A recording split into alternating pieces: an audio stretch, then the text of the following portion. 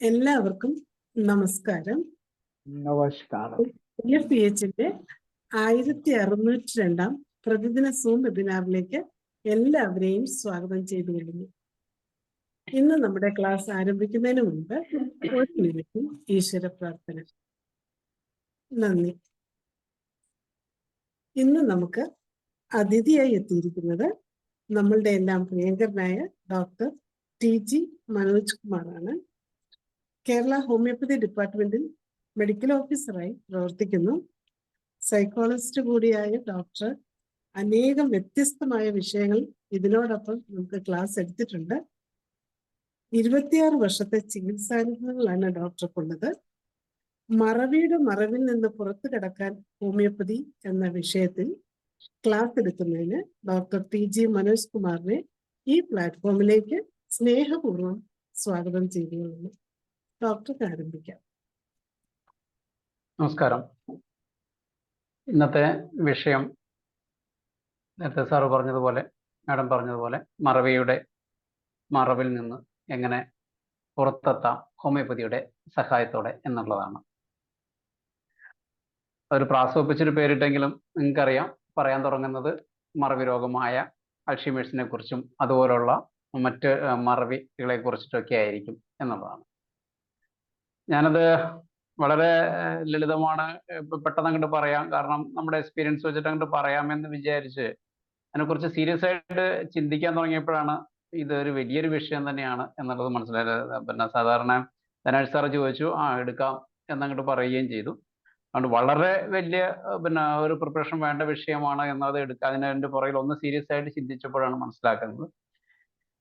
അപ്പോൾ അൾഷിമേഴ്സ് ധാരാളം കേസുകൾ ട്രീറ്റ് ചെയ്ത ഒരു അനുഭവമുള്ള കൊണ്ട് എനിക്ക് അതിനെക്കുറിച്ച് പറയാൻ വലിയ വിഷമമൊന്നുമില്ല.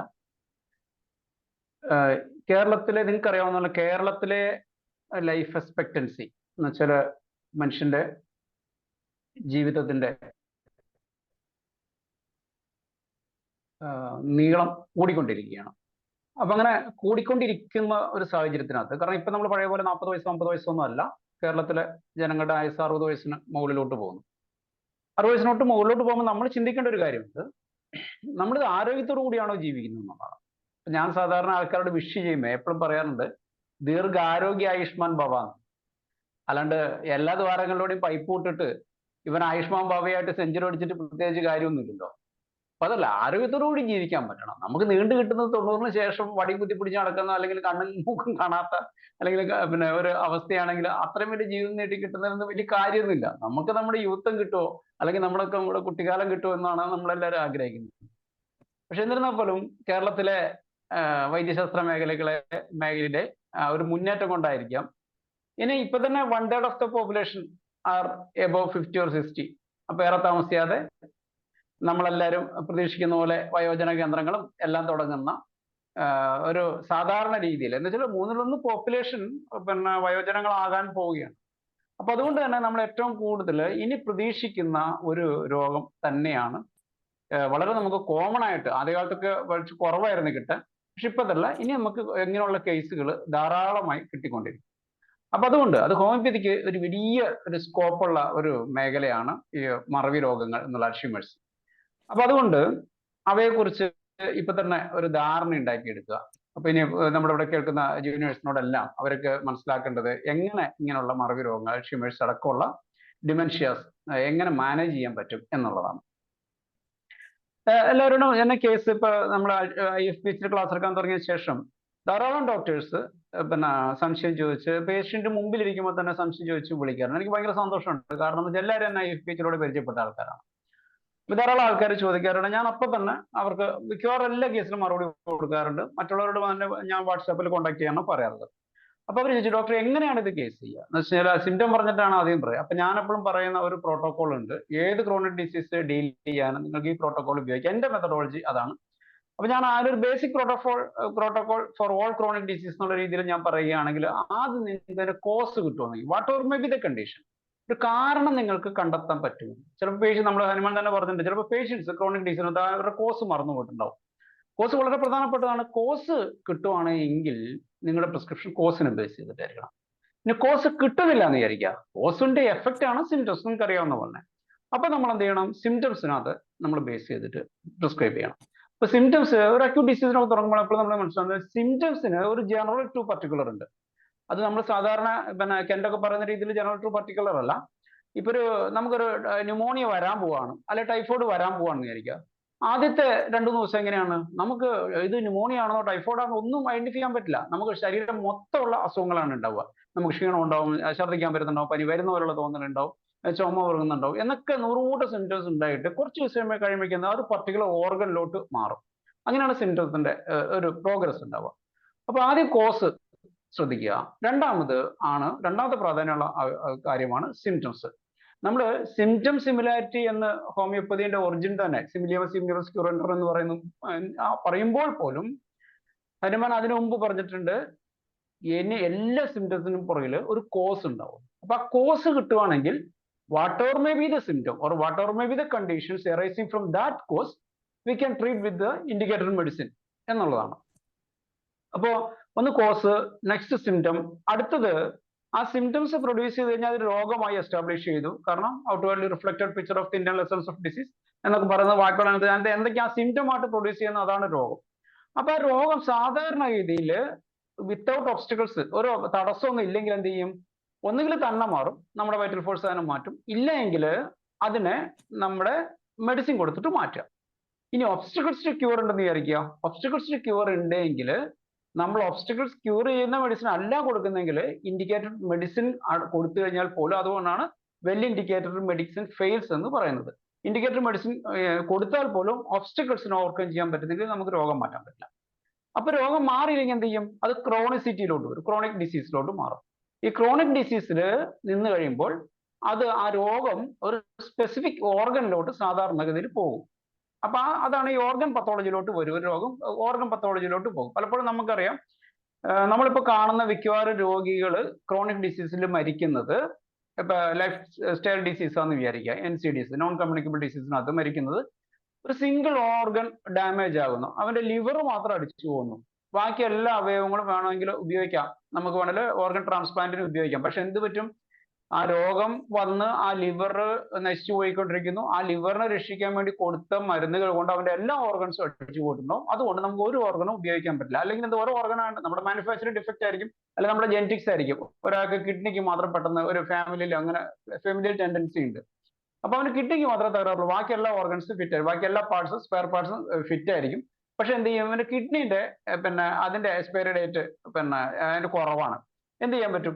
അപ്പോൾ നമുക്ക് ആ ഓർഗൻ മാത്രം പ്രശ്നമുള്ളെങ്കിൽ നമുക്ക് ആ ഓർഗൻ മാത്രം ശ്രദ്ധിച്ചാൽ മതി. പക്ഷെ ഇപ്പോൾ നമ്മൾ പലപ്പോഴും കാണുന്ന ആധുനിക വൈദ്യശാസ്ത്രം എന്ന് പറയുന്ന സോക്കോൾഡ് ചികിത്സ കൊണ്ട് ഈ രോഗിയുടെ ശവം പോലും കത്തിച്ചാൽ കത്തില്ലാത്ത രീതിയിൽ മാറിക്കൊണ്ടിരിക്കുന്ന രീതിയിൽ മനുഷ്യൻ വിഷലിപ്തമായിക്കൊണ്ടിരിക്കുകയായിരുന്നു. അപ്പൊ ഈ ക്രോണിക് ഡിസീസ് വരുന്നു, അത് കഴിയുമ്പോൾ ഒരു ഓർഗനിൽ മാറി കഴിയുമ്പോൾ പിന്നെ എന്താണെന്ന് വെച്ചാൽ ആ ഓർഗന്റെ ഡാമേജ് കൊണ്ട് നമ്മുടെ കോൺസ്റ്റിറ്റ്യൂഷൻ മാറും. അപ്പൊ ശരീരപ്രകൃതം മാറും. ഇപ്പൊ TB വന്നിരിക്കുന്ന ആൾക്കാർ, ശ്വാസകോശത്തിന് തകരാറ് വരുന്നു, TB വന്നിരിക്കുന്ന ആൾക്കാർ മെലിഞ്ഞു പോകുന്നു, നമ്മുടെ ട്യൂബർക്കുലോട് ഒരു കോൺസ്റ്റിറ്റ്യൂഷൻ ആവുന്നു. ഹൈപ്പോതൈറോയിഡിസം വരുന്ന ആള് തടിച്ചു വരുന്നു. അപ്പൊ ഇങ്ങനെ, അല്ലെങ്കിൽ മറ്റൊരാൾക്ക് എക്കാന്തോസിസ് നിഗ്രിഗൻസ് വരുന്നു, അല്ല കറുപ്പ് നിറം ബാധിക്കുന്നു. അപ്പൊ അങ്ങനെയുള്ള മറ്റു പല രൂപത്തിലും മനുഷ്യന്റെ രൂപത്തിലും, ഇനി നമ്മുടെ എല്ലിന്റെ പൊസിഷൻ അല്ല എല്ലിന്റെ ഷേപ്പ് മാറുന്നു, നമ്മുടെ പോസ്റ്റർ മാറുന്നു, ഇങ്ങനെയൊക്കെ വരുന്നത് ഈ കോൺസ്റ്റിറ്റ്യൂഷൻ ചേഞ്ചസ് വരുന്നതാണ്. അത് കഴിയുമ്പോൾ ആ ഓർഗനെ നശിപ്പിച്ച് മറ്റു ഭാഗങ്ങളിലോട്ട് രോഗം പടർന്ന് ബോഡി ഡിസ്ട്രക്ഷൻ നടന്നു, ഡെത്ത് സംഭവിക്കും. ഇതാണ് ഒരു രോഗത്തിന്റെ ഓറിജിൻ, തുടക്കം മുതൽ അവസാനം വരെ. ഒരു രോഗീനെ അവസാനത്തിൽ ഒന്നുകിൽ ഹനുമാൻ പറഞ്ഞിട്ട് അക്യൂട്ട് ഡിസീസ് ആണെങ്കിൽ ഒന്നുകിൽ രോഗം മാറും, അല്ലെങ്കിൽ രോഗി ചാവും. ക്രോണിക് ഡിസീസിലാണെങ്കിൽ ഇങ്ങനെ പ്രൊലോങ് ആയിട്ട് പോയിട്ട് രോഗി ചാവും. അപ്പോൾ ഇതിനകത്ത് നിങ്ങൾ ഈ 3 സ്റ്റെപ്സ് ഓർക്കുക. രോഗത്തിന് കോസ് ഉണ്ടാവണം, കോസ് കഴിഞ്ഞ് സിംറ്റംസ് വരും, പിന്നെ ഒബ്സ്റ്റക്കിൾസ് ടു ക്യൂർ ഉണ്ട്. അപ്പൊ അത് ഒബ്സ്റ്റക്കിൾസ് ടു ക്യൂറിനെ മാറ്റിയിട്ടില്ലെങ്കിൽ അത് ക്രോണിക് ഡിസീസ് ആവും. ക്രോണിക് ഡിസീസ് ആണെങ്കിൽ കോൺസ്റ്റിറ്റ്യൂഷൻ ചേഞ്ച്, അല്ലെങ്കിൽ ഒരു ഓർഗനിൽ സ്പെസിഫിക് ആയിട്ട് രോഗം ഓർഗൻ പത്തോളജീസ് വരും, പിന്നെ ശരീരത്തിന്റെ വ്യത്യാസം വരും.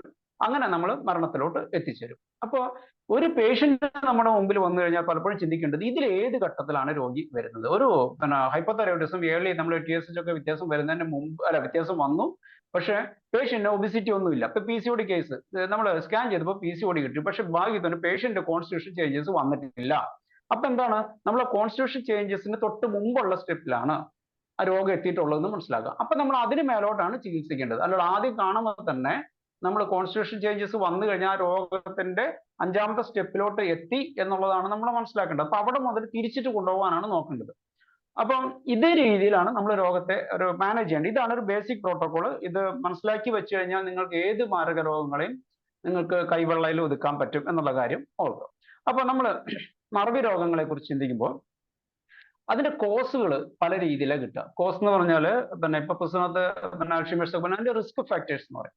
ഒന്ന് നമ്മൾ ആലോചിച്ച് നോക്കുക എന്തൊക്കെ കാരണങ്ങൾ. അപ്പൊ ഞാൻ പറഞ്ഞൊരു ഇതിൽ നമ്മുടെ ആയുസ് കൂടിക്കൊണ്ടിരിക്കുകയാണ്. ഒന്ന് ഓൾഡ് ഏജ് ആണ് അല്ലെ, പ്രായം കൂടുമ്പോൾ വരുന്നു. കുട്ടികളിൽ വരുന്നതിന് വേറെ തകരാറുകൾ ഉണ്ടാവുക.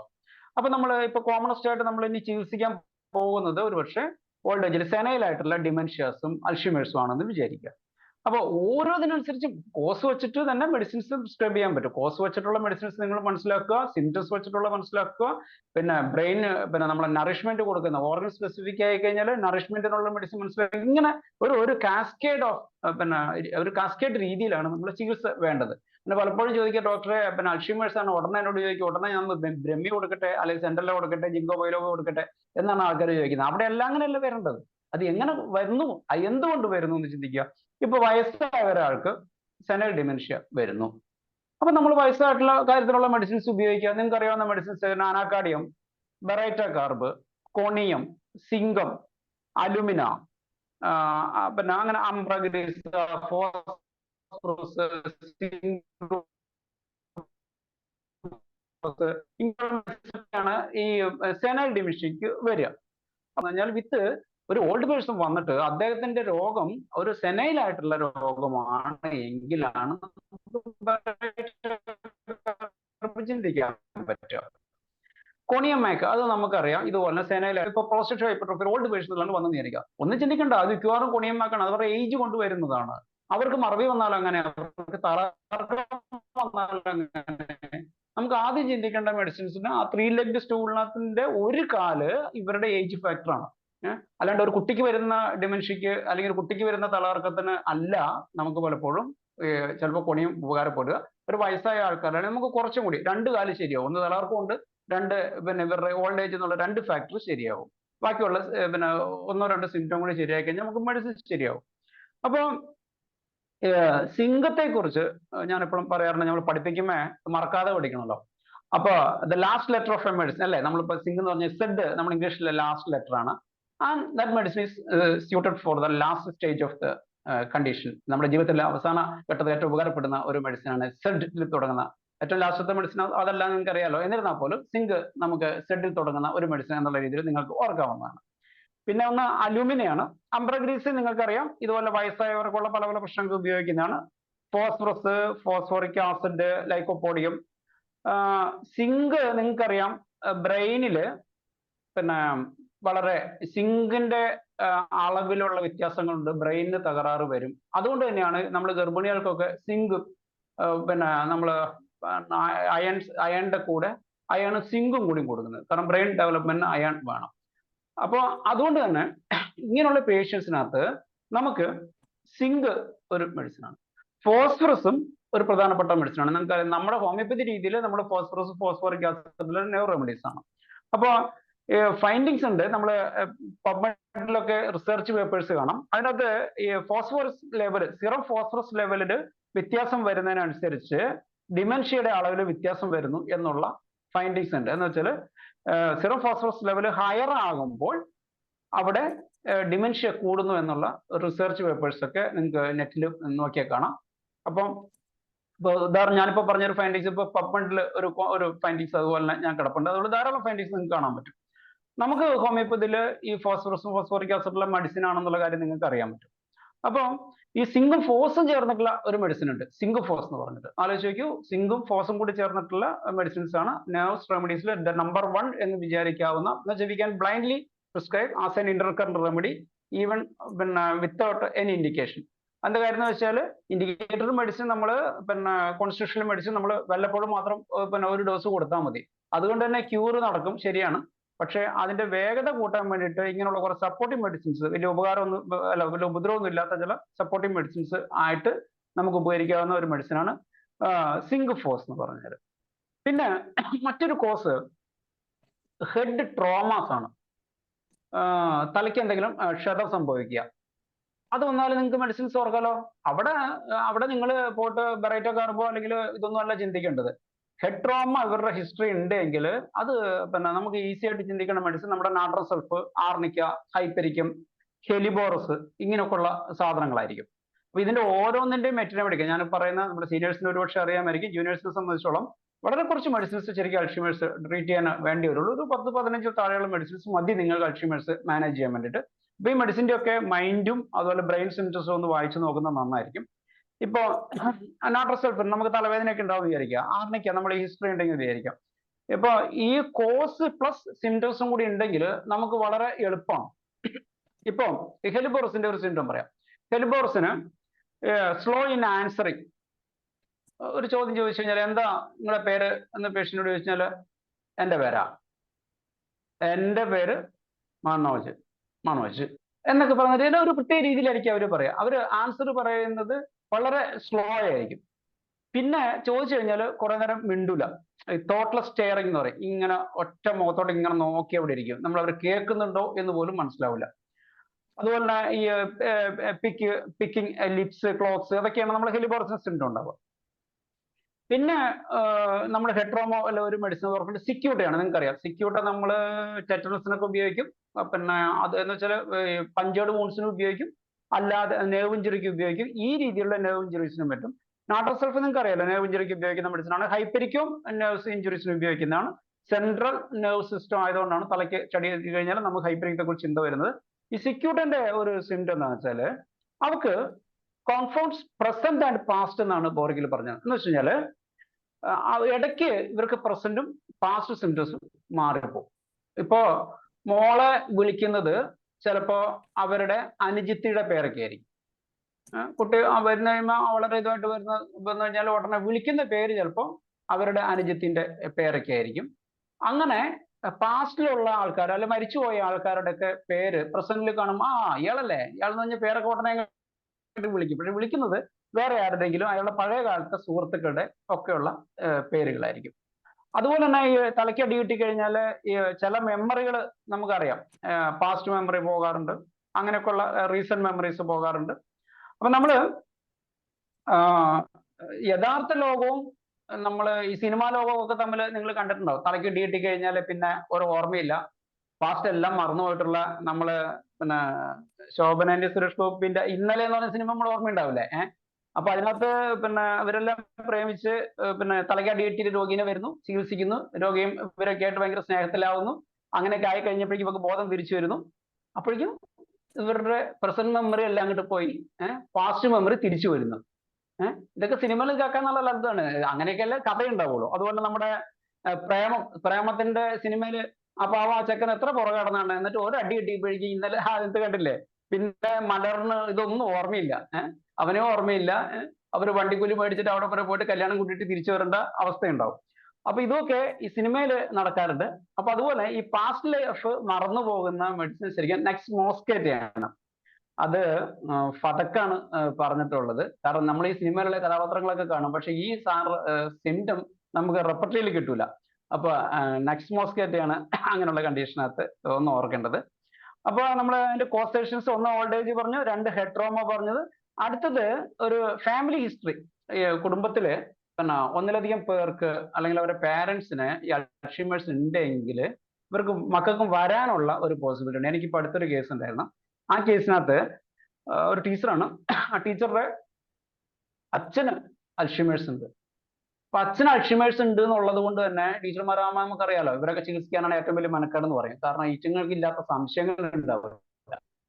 അപ്പൊ ഞാൻ പറയുന്ന ഉത്തരങ്ങളും കൂടാതെ ഇവര് പിന്നെ യൂട്യൂബും കൂടി അല്ലെങ്കിൽ അവരുടെ എല്ലാം കൂടി സെർച്ച് ചെയ്തിട്ട് പഠിച്ച് അവസാനം ടീച്ചർ കണ്ടെത്തി ഇത് ചിലപ്പോൾ ഒരു ഫെമിലിയർ ടെൻഡൻസി ഉണ്ടാവുന്നത്. അതുപോലെ തന്നെ ടീച്ചർ ആ ഫെമിലിയർ ടെൻഡൻസി ഉണ്ടാകും നമ്മളെ ഒരുത്തന്നെ തന്നെ നനച്ചിരുന്നാൽ വരുന്നതെല്ലാം ആണെന്ന് തോന്നുന്നു പറഞ്ഞാല് അവസാനം ടീച്ചർക്ക് ഇടയ്ക്കിടയ്ക്ക് എൻ്റെ അടുത്ത് സംശയം ചോദിച്ചോളൂ, ഡോക്ടർ എനിക്ക് മറവിയുണ്ടോ എന്നൊരു സംശയം ഉണ്ടോ എന്നൊരു സംശയം പറഞ്ഞിട്ട് വരും.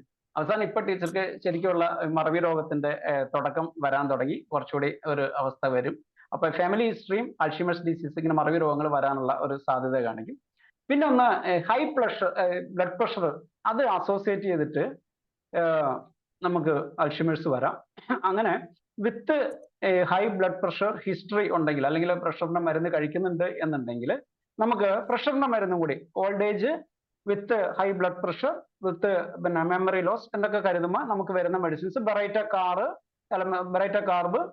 ബെറൈറ്റ മൂറ് നിങ്ങൾ പഠിച്ചിട്ടുണ്ട്. ബെറൈറ്റ മൂറ് വിത്ത് കമ്പാരിറ്റീവ്ലി ലോ ഡയസ്റ്റോളിക് പ്രഷർ എന്നൊക്കെ പറഞ്ഞിട്ട്, എന്ന് വെച്ചാൽ പൾസ് പ്രഷർ, സിസ്റ്റോളിക് ഡയസ്റ്റോളിക് എന്നുള്ള പൾസ് പ്രഷർ കൂടുതലായിരിക്കും. ബെറൈറ്റ കാർബ് എന്നുള്ള മെഡിസിൻസ് ഒക്കെ വരും. നമ്മൾ ഈ ബെറൈറ്റ പഠിക്കുമ്പോഴേ എല്ലാ ബെറൈറ്റയും നമ്മുടെ ഓൾഡ് ഏജ് മെഡിസിൻസ് നല്ലതാണ്. അപ്പൊ ബെറൈറ്റ കാർബ് അങ്ങനെ പറ്റും. ബെറൈറ്റ മൂറ് നമ്മൾ ബ്ലഡ് പ്രഷറിന് ഉപയോഗിക്കുമ്പോൾ നമ്മൾ അങ്ങനെ പറ്റും. പിന്നെ ഒന്ന് ബെറൈറ്റ അസറ്റിക്ക നിങ്ങൾ ഉപയോഗിച്ചിട്ടുണ്ടോ എന്ന് അറിയില്ല. ബെറൈറ്റ അസറ്റിക്ക ഈ സെനൈൽ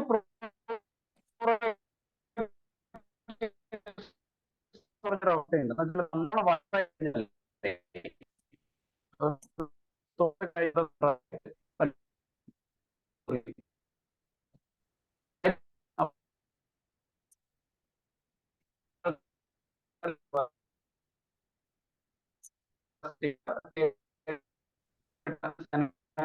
ചെയ്യാവുന്ന ഒരു ഡോക്ടറെ നെറ്റ് പോയിരുന്നു. ബെറൈറ്റ അസിറ്റിക്കയുടെ കേട്ടിട്ടില്ല. എന്താണ് എന്റെ ശബ്ദം ഓഡിബിൾ അല്ലാന്നുണ്ടോ മാഡം? എന്തെങ്കിലും ക്ലാരിറ്റി കുറവുണ്ടോ? അതായത് നെറ്റ് പോയായിരുന്നു. അപ്പം ബെറൈറ്റ അസിറ്റിക്ക എന്നുള്ളത് മാത്രമേ കേട്ടുള്ളൂ, ബാക്കി അതിന്റെ ഒന്നും കേട്ടില്ല. ഓക്കെ ഓക്കെ ഓക്കെ ശരി ശരി. ബെറൈറ്റ അസറ്റിക്ക സെനൈൽ പ്രൂറൈറ്റിസ് എന്ന് പറയുന്ന ഓൾഡ് ഏജിലായിട്ടുള്ള ആൾക്കാർക്ക് ചൊറിച്ചിൽ വരുന്ന കണ്ടീഷൻസ് സാധാരണ നമ്മുടെ അടുത്ത് വരാറുണ്ട്. അപ്പൊ നമുക്ക് ഡയബറ്റീസ് ഒക്കെ ഉണ്ടെങ്കിൽ നമുക്ക് കുറച്ചുകൂടി എളുപ്പമാണ്. നമുക്ക് സിസിജിയോ അല്ലെങ്കിൽ യൂറിനേറ്ററിക്കോ അങ്ങനെയുള്ള സാധനങ്ങളെല്ലാം ഉപകാരപ്പെടും. പക്ഷേങ്കിൽ ഈ ഡയബറ്റീസ് ഇല്ലാതെ ഈ ഒരു 90 വയസ്സൊക്കെയുള്ള ആൾക്കാരിൽ ഈ ദേഹത്ത് ഇച്ചിങ് വന്നു കഴിഞ്ഞാൽ അത് മാറ്റാൻ കുറച്ച് ബുദ്ധിമുട്ടാണ്. അവരുടെ സ്കിൻ എക്സ്ട്രീംലി ഡ്രൈ ആയിരിക്കുകയും ചെയ്യും. അങ്ങനെയുള്ള കണ്ടീഷനകത്ത് നമുക്ക് ഈ ബെറൈറ്റ അസറ്റിക്ക, ബെറൈറ്റ എല്ലാ ഗ്രൂപ്പുകളും, ബെറൈറ്റ കാർബ്, ബെറൈറ്റ മൂറ്, ബെറൈറ്റ അസറ്റിക്ക, അങ്ങനെ ബെറൈറ്റകളെല്ലാം തന്നെ ഈ സെനൈൽ ട്രീറ്റ്മെന്റിന് ഏറ്റവും ഉപകാരപ്പെടുന്നതാണെന്നുള്ളതാണ്. അപ്പൊ ഈ ഓൾഡ് ഏജിനകത്ത് ഈ അർട്ടീരിയോസ്ക്ലീറോസിസ് സാധാരണമാണ് എന്ന് നിങ്ങൾക്കറിയാം. അതുകൊണ്ട് കൂടിയാണ് ഇത്രയും കാലം രക്തം ഒഴുകി അതിന്റെ ഉള്ളില് ഊറലുകൾ അടിഞ്ഞിട്ടാണല്ലോ അർട്ടീരിയോസ്ക്ലീറോസിസ് ഒക്കെ വരിക. അങ്ങനെ വരുമ്പോൾ ആണ് പിന്നെ ഇതുപോലെ തലച്ചോറിലോട്ടുള്ള ഒഴുക്ക് കുറയാനുള്ള സാധ്യതകളുണ്ട്. അപ്പൊ അങ്ങനെ വരുമ്പോൾ ഈ അർട്ടീരിയോസ്ക്ലീറോസിസ് വരുന്ന കണ്ടീഷനകത്ത് വിതോൾക്കോസ് ഒരു നല്ല മെഡിസിൻ ആയിട്ട് പറയുന്നത് അഡ്രിനാലിനാണ്. അപ്പൊ അഡ്രിനാലിൻ ഇങ്ങനെയുള്ള കേസിനകത്ത് ഉപയോഗിക്കാൻ പറ്റും. ഈ ആർട്ടീരിയോസ്ക്ലീറോസിസ് അതുപോലെ അത്തീറോസ്ക്ലീറോസിസ് നമ്മൾ കോമൺ ആയിട്ട് നമ്മൾ ഉപയോഗിക്കാറുണ്ട്. പക്ഷെ രണ്ടും തമ്മിൽ ചെറിയ വ്യത്യാസമുണ്ട്. അത് പിന്നെ ചിലർക്ക് അറിയാമായിരിക്കും. അതില്ലെങ്കിൽ ജസ്റ്റ് ഞാൻ ഒന്ന് റിമൈൻഡ് ചെയ്യാം. ആർട്ടീരിയോസ്ക്ലീറോസിസ് എന്ന് പറഞ്ഞു കഴിഞ്ഞാൽ ആർട്ടറിന്റെ ഉള്ളിൽ സ്ക്ലീറോസിസ് തന്നെയാണ്, തിക്കനിങ് തന്നെയാണ്. പക്ഷെ അതിനകത്ത് നമ്മൾ അധികം മനസ്സിലാക്കേണ്ട അധികം കാൽഷ്യം ഡെപ്പോസിറ്റ് ആയിരിക്കും ഉണ്ടാവുക. പക്ഷെ അത്തീറോസ്ക്ലീറോസിസ് എന്ന് പറഞ്ഞാൽ ഫാറ്റുമായിട്ട് ബന്ധപ്പെട്ട നമ്മുടെ കൊളസ്ട്രോൾ ക്രിസ്റ്റൽസ് പോലുള്ള ഫാറ്റുമായിട്ട് ബന്ധപ്പെട്ട ക്രിസ്റ്റൽസ് ആയിരിക്കും അത്തീറോസ്ക്ലീറോസിസിനകത്ത് വരിക. അതിനകത്ത് ഉപയോഗിക്കുന്ന മെഡിസിൻ നമ്മൾ ഓർക്കണം. അതാണ് കാരണമെന്ന് നമ്മൾ ഹൈ ബ്ലഡ് പ്രഷറും ഒക്കെയുള്ള സാധ്യതകൾ ഒക്കെ ഉണ്ടെങ്കിൽ പ്രധാനപ്പെട്ട മരുന്ന്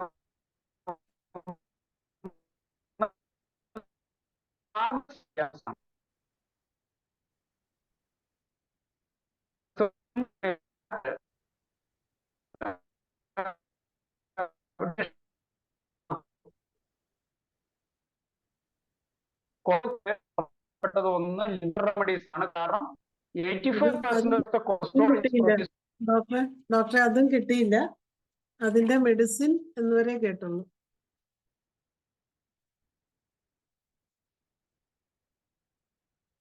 ഡോക്ടറെ വീണ്ടും നെറ്റ് പ്രോബ്ലം ഉണ്ട്.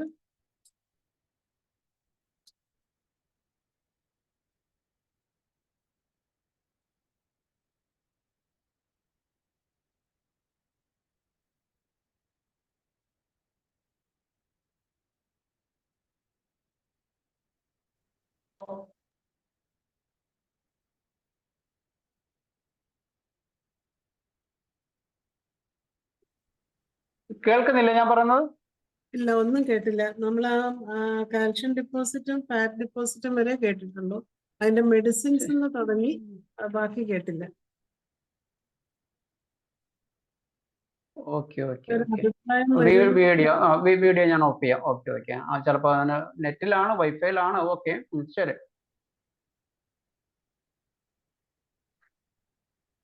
വീഡിയോ കൂടി വരുന്നുണ്ടായിരിക്കും.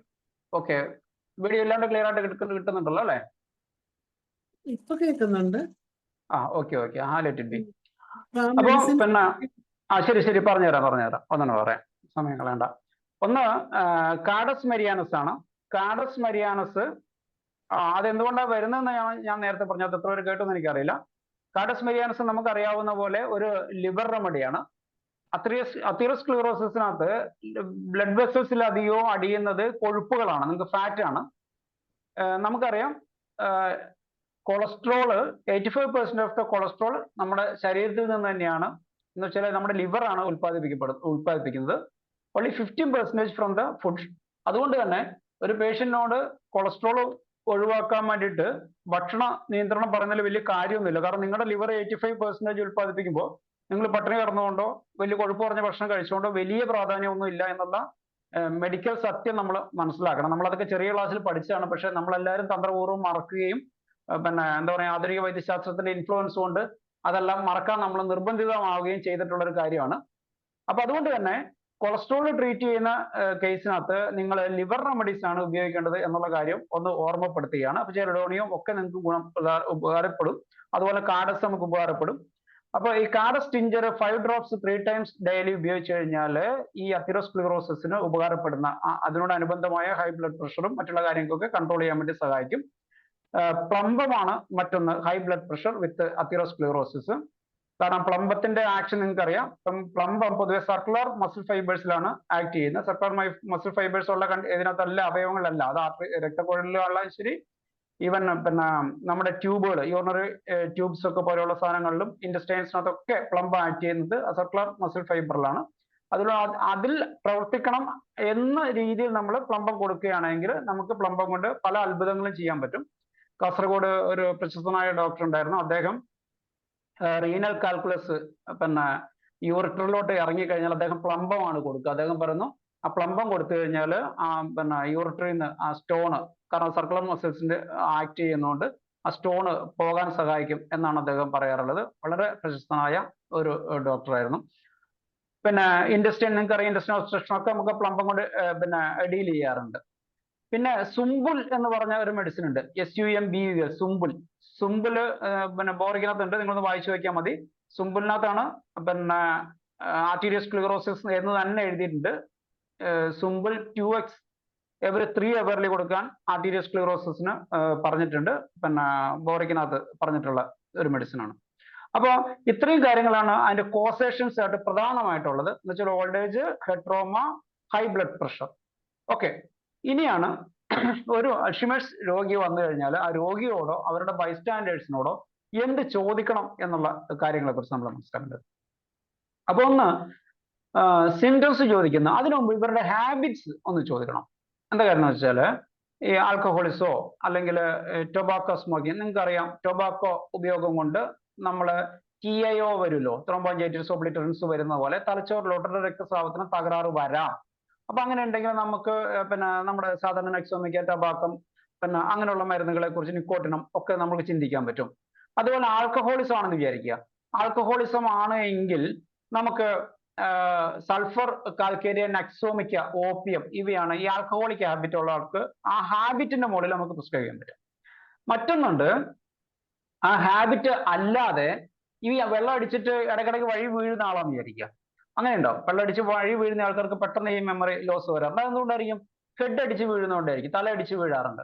അപ്പൊ അങ്ങനെ ഉണ്ടെങ്കിൽ ഈ ഹെഡ് ഇഞ്ചുറിക്കുള്ള മെഡിസിൻ കൂടി നമുക്ക് അതിനകത്ത് കരുതുന്നുണ്ട്. അപ്പൊ ഇവരുടെ ഹാബിറ്റ് ചോദിക്കുന്നത് നമുക്ക് ഉപകാരപ്പെടും.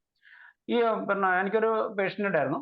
അയാളുടെ പ്രധാന പ്രശ്നം എന്ന് വെച്ചാൽ വെള്ളം അടിച്ചു കഴിഞ്ഞാൽ ഈ പുള്ളി വെള്ളം അടിച്ച സമയത്തുള്ള കാര്യങ്ങളെല്ലാം മറന്നുപോകും. നമ്മൾ ഏതൊക്കെയോ സിനിമയിൽ അങ്ങനെ കണ്ടിട്ടുണ്ടല്ലോ, വെള്ളം അടിച്ചു കഴിഞ്ഞാൽ വേറെ സ്വഭാവമായിരിക്കും. പക്ഷെ ഈ പുള്ളിന്റെ പ്രശ്നം എന്താണെന്ന് വെച്ചാൽ ഇയാൾ നല്ലോണം പണിയെടുക്കുന്ന ഒരു മനുഷ്യനാണ്. ഒരു പിന്നെ തടിമില്ല ഒരു ഓർമ്മയായിരുന്നു. അപ്പൊ ഇയാള് നല്ലോണം അടിക്കും, കൂട്ടുകാരെല്ലാവരും കൂടി ഇയാളെ അടിപ്പിക്കും. ഇയാളുടെ ഒരു പ്രത്യേകത എന്താ വെച്ചാൽ ഇയാൾക്ക് പൈസ, അപ്പൊ ആ വെള്ളം അടിച്ചിരുന്ന സമയത്ത് ആര് പൈസ ചോദിച്ചാലും പൈസ ഞാൻ കൊടുക്കും. പക്ഷെ പിറ്റേ ദിവസം ഈ മനുഷ്യന് എത്ര കിട്ടിയെന്ന് ഓർമ്മ ഉണ്ടാവില്ല, ആർക്ക് കടം കൊടുത്തതെന്ന് ഓർമ്മ ഉണ്ടാവില്ല. അപ്പോൾ ഇത്രയും പൈസ ഉണ്ടായിരുന്നു എന്റെ പോക്കറ്റിൽ, ആരൊക്കെയാ കടം മേടിച്ചെന്ന് പിറ്റേ ദിവസം ചോദിക്കും. അപ്പൊ കുറച്ച് നേരമായി കഴിഞ്ഞപ്പോൾ ആൾക്കാർ ഇതൊരു സ്ഥിരം പരിപാടിയായി. ഇദ്ദേഹത്തിന്റെ അടുത്ത് പൈസ മേടിച്ച് വെള്ളം അടിക്കുന്ന സമയത്ത് പൈസ മേടിച്ച് ഇയാൾ കൊടുക്കുകയും ചെയ്യും, അത് തിരിച്ചു കൊടുക്കണ്ട എന്നുള്ള ഒരു അവസ്ഥ വരാറുണ്ട്. അങ്ങനെയാണ് ഇയാൾ എൻ്റെ അടുത്ത്, ഇയാളെ ഭാര്യ വന്നിട്ട് പറഞ്ഞു ഈ മനുഷ്യൻ വെള്ളം അടിച്ച്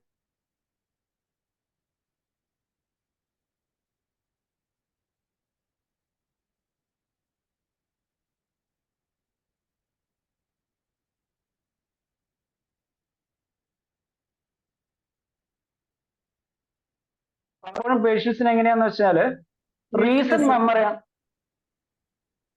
അവിടെ കുറച്ച് കേൾക്കുന്നില്ല. ഇത് ഇവിടെ അതായത് വൈഫൈയിലാണല്ലോ. ഒരു സെക്കൻഡ്. അത് ആ വൈഫ് വന്ന് പറഞ്ഞു വരെ കേട്ടു. എന്ത് പറഞ്ഞെന്ന് കേട്ടില്ല. ഓക്കെ ഓക്കെ, ഇപ്പൊ കേൾക്കാമല്ലോ അല്ലേ? ഇപ്പൊ കേൾക്കാം. ആ ഓക്കെ. അവര് വൈഫ് വന്ന് പറഞ്ഞിട്ട് പറഞ്ഞതെന്ന് വെച്ചാല് ഇയാള് വെള്ളം അടിച്ചു കഴിഞ്ഞാൽ ഇയാൾ ആർക്കൊക്കെ പൈസ കട കൊടുത്തതെന്ന് അറിയില്ലാത്തതുകൊണ്ട് ആരും വന്നിട്ട് ഈ പൈസ ഒന്നും തിരിച്ചു കൊടുക്കൂല. അപ്പൊ ഇദ്ദേഹത്തിന് ഇത്ര ഇൻകം ഉണ്ടെന്ന് മനസ്സിലാവും. പക്ഷെ ഈ ആൾക്കാർ ഇത് മനസ്സിലാക്കിയോടുകൂടി പലരും ഇദ്ദേഹത്തിന് ഇയാൾ വെള്ളം അടിക്കുമ്പോൾ അല്ലെങ്കിൽ ഇയാൾക്ക് വെള്ളം അങ്ങോട്ട് മേടിച്ചു കൊടുത്തിട്ട് ഇയാളുടെ അടുത്ത് കടം മേടിക്കും. കാരണം എന്ന് വെച്ചാല് പൈസ ഇയാൾക്ക് ഒരു ഓർമ്മ ഉണ്ടാവില്ല ആർക്കാ പൈസ തന്നെന്നുള്ള കാര്യം. അപ്പൊ അങ്ങനെ കഷ്ടപ്പെട്ട് കഴിഞ്ഞപ്പോഴാണ് ഭാര്യ ഇയാളെയും കൂട്ടിട്ട് എൻ്റെ അടുത്ത് കൊണ്ടുവരുന്നത്. അപ്പൊ ഞാൻ ഇതേ മെഡിസിൻ ഇതേ ചിന്തയിൽ വെച്ചിട്ടാണ് ഈ സൾഫർ കാൽക്കേരിയ നെക്സോമിക്ക ഓപ്പിയം ഇങ്ങനെയുള്ള മരുന്നുകളാണ് ഇങ്ങനെയുള്ള കണ്ടീഷനകത്ത് നമുക്ക് ഉപകാരപ്പെടുക. അപ്പൊ അതുകൊണ്ട് അവരുടെ ഹാബിറ്റ്സ് ഒന്ന് ചോദിക്കുന്നത് നല്ലതായിരിക്കും. പിന്നെ ഞാൻ പറഞ്ഞത് ഇങ്ങനെയുള്ള രോഗികളോട് ചോദിക്കേണ്ടത് അല്ലെങ്കിൽ അവരുടെ ബൈസ്റ്റാൻഡേഴ്സിനോട് ചോദിക്കേണ്ടത് ഏത് മെമ്മറിയാണ് പോകുന്നതെന്ന് നോക്കണം. എന്ന് വെച്ചാല് ചില പേഷ്യന്റിനകത്ത് നമ്മൾ സാധാരണ കാണുന്നത് എങ്ങനെയാണെന്ന് വെച്ചാൽ അവരുടെ റീസെന്റ് മെമ്മറി അങ്ങോട്ട് പോകും. പ്രത്യേകിച്ച് വയസ്സായ ആൾക്കാരിൽ റീസെന്റ് മെമ്മറീസ് എല്ലാം പോകും, പഴയ മെമ്മറി എല്ലാം അവിടെ നിൽക്കുന്നുണ്ടോ. അപ്പൊ പഴയ മെമ്മറി അവിടെ നിൽക്കുന്നതുകൊണ്ട് എന്താ പ്രശ്നം എന്ന് വെച്ച് കഴിഞ്ഞാല് ഇവര് ചില നേരത്ത് അത് ഇന്റർമീഡിയറ്റ് ലോസും ഉണ്ട്, കണ്ടിന്യൂഡ് ലോസും ഉണ്ട് കേട്ടോ. ചിലർക്ക് ഇടയ്ക്ക് ഈ മെമ്മറി പോകുള്ളൂ. ഈ മെമ്മറി പോകുന്ന സമയത്ത് ഇവർക്ക് റീസെന്റ് മെമ്മറി ഓർമ്മ ഉണ്ടാവില്ല. അപ്പൊ പഴയ കാലത്തായിരിക്കും ഇവർ ജീവിക്കുന്നുണ്ടാവുക. എനിക്ക് ഒരു വയസ്സായ ഒരു അപ്പൂപ്പൻ ഉണ്ടായിരുന്നു. അപ്പൊ ഈ അപ്പൂപ്പന് ഈ ലോസ് ഓഫ് മെമ്മറി ഉണ്ടായിരുന്നപ്പോ വീട്ടുകാരെല്ലാം ഇതിനെ ആസ്വദിച്ചുകൊണ്ടിരിക്കുകയായിരുന്നു. അപ്പൂപ്പന് കുഞ്ഞു മക്കളെല്ലാം ഉണ്ടായിരുന്നു. അപ്പൂപ്പന് അത് ഓർമ്മയില്ല ഇത് ഓർമ്മയില്ല എന്ന് പറഞ്ഞിട്ട് ഇങ്ങനെ ഇരിക്കുകയുണ്ടായിരുന്നത്. പക്ഷെ അത് വലിയ പ്രശ്നമായത് എങ്ങനെയാന്ന് വെച്ചാൽ ഇവരെന്നെ മരുന്നിന് തന്നെ കൊണ്ടുവരേണ്ട കാര്യം എന്തായെന്ന് വെച്ച് കഴിഞ്ഞാല് പഴയ ഞങ്ങളുടെ നാട്ടിൻപുറമാണ്. അപ്പൊ ഇതുപോലെ കർഷകരാണ്. ഇയാളൊക്കെ പണ്ടത്തെ കുടിയേറ്റക്കാരനാണ്. പഴയ ഈ എന്താ വലിയ തോക്കൊക്കെ ഉണ്ടാവും. അപ്പൊ ഇവര് കാട്ടിലെ മൃഗങ്ങളൊക്കെ വെടിയൊക്കെ വെക്കും അങ്ങനെയുള്ള രീതിയിലുള്ള ഒരു മനുഷ്യനാണ്. പഴയ ഒരു വലിയ ഒരു ജൈജാന്റിക് ഫിഗർ ആയിട്ടുള്ള ഒരു മനുഷ്യനാണ്. അപ്പൊ ഇയാൾക്ക് ഈ പഴയകാലം ആയി കഴിഞ്ഞു കഴിഞ്ഞാല് ഇയാള് അന്നത്തെ ഇവരുടെ കണ്ടത്തിൽ പണിയെടുത്ത എന്നുവെച്ചാൽ വയലിൽ പണിയെടുക്കുന്ന സ്ത്രീകളുടെ പേരുകളും ഒക്കെയാണ് ഓർമ്മയുണ്ടാവുക. അപ്പൊ ഈ മകന്റെ ഭാര്യ അടുക്കളയില് ഇങ്ങനെ കുഞ്ഞിരുന്നിട്ട് എന്തെങ്കിലും പണിയെടുക്കുന്ന സമയത്തായിരിക്കും ഇയാൾക്ക് ഈ ഇവിടെ പെണ്ണുങ്ങള് ഞാറ് നടന്ന ചിന്തയാണ് വരിക.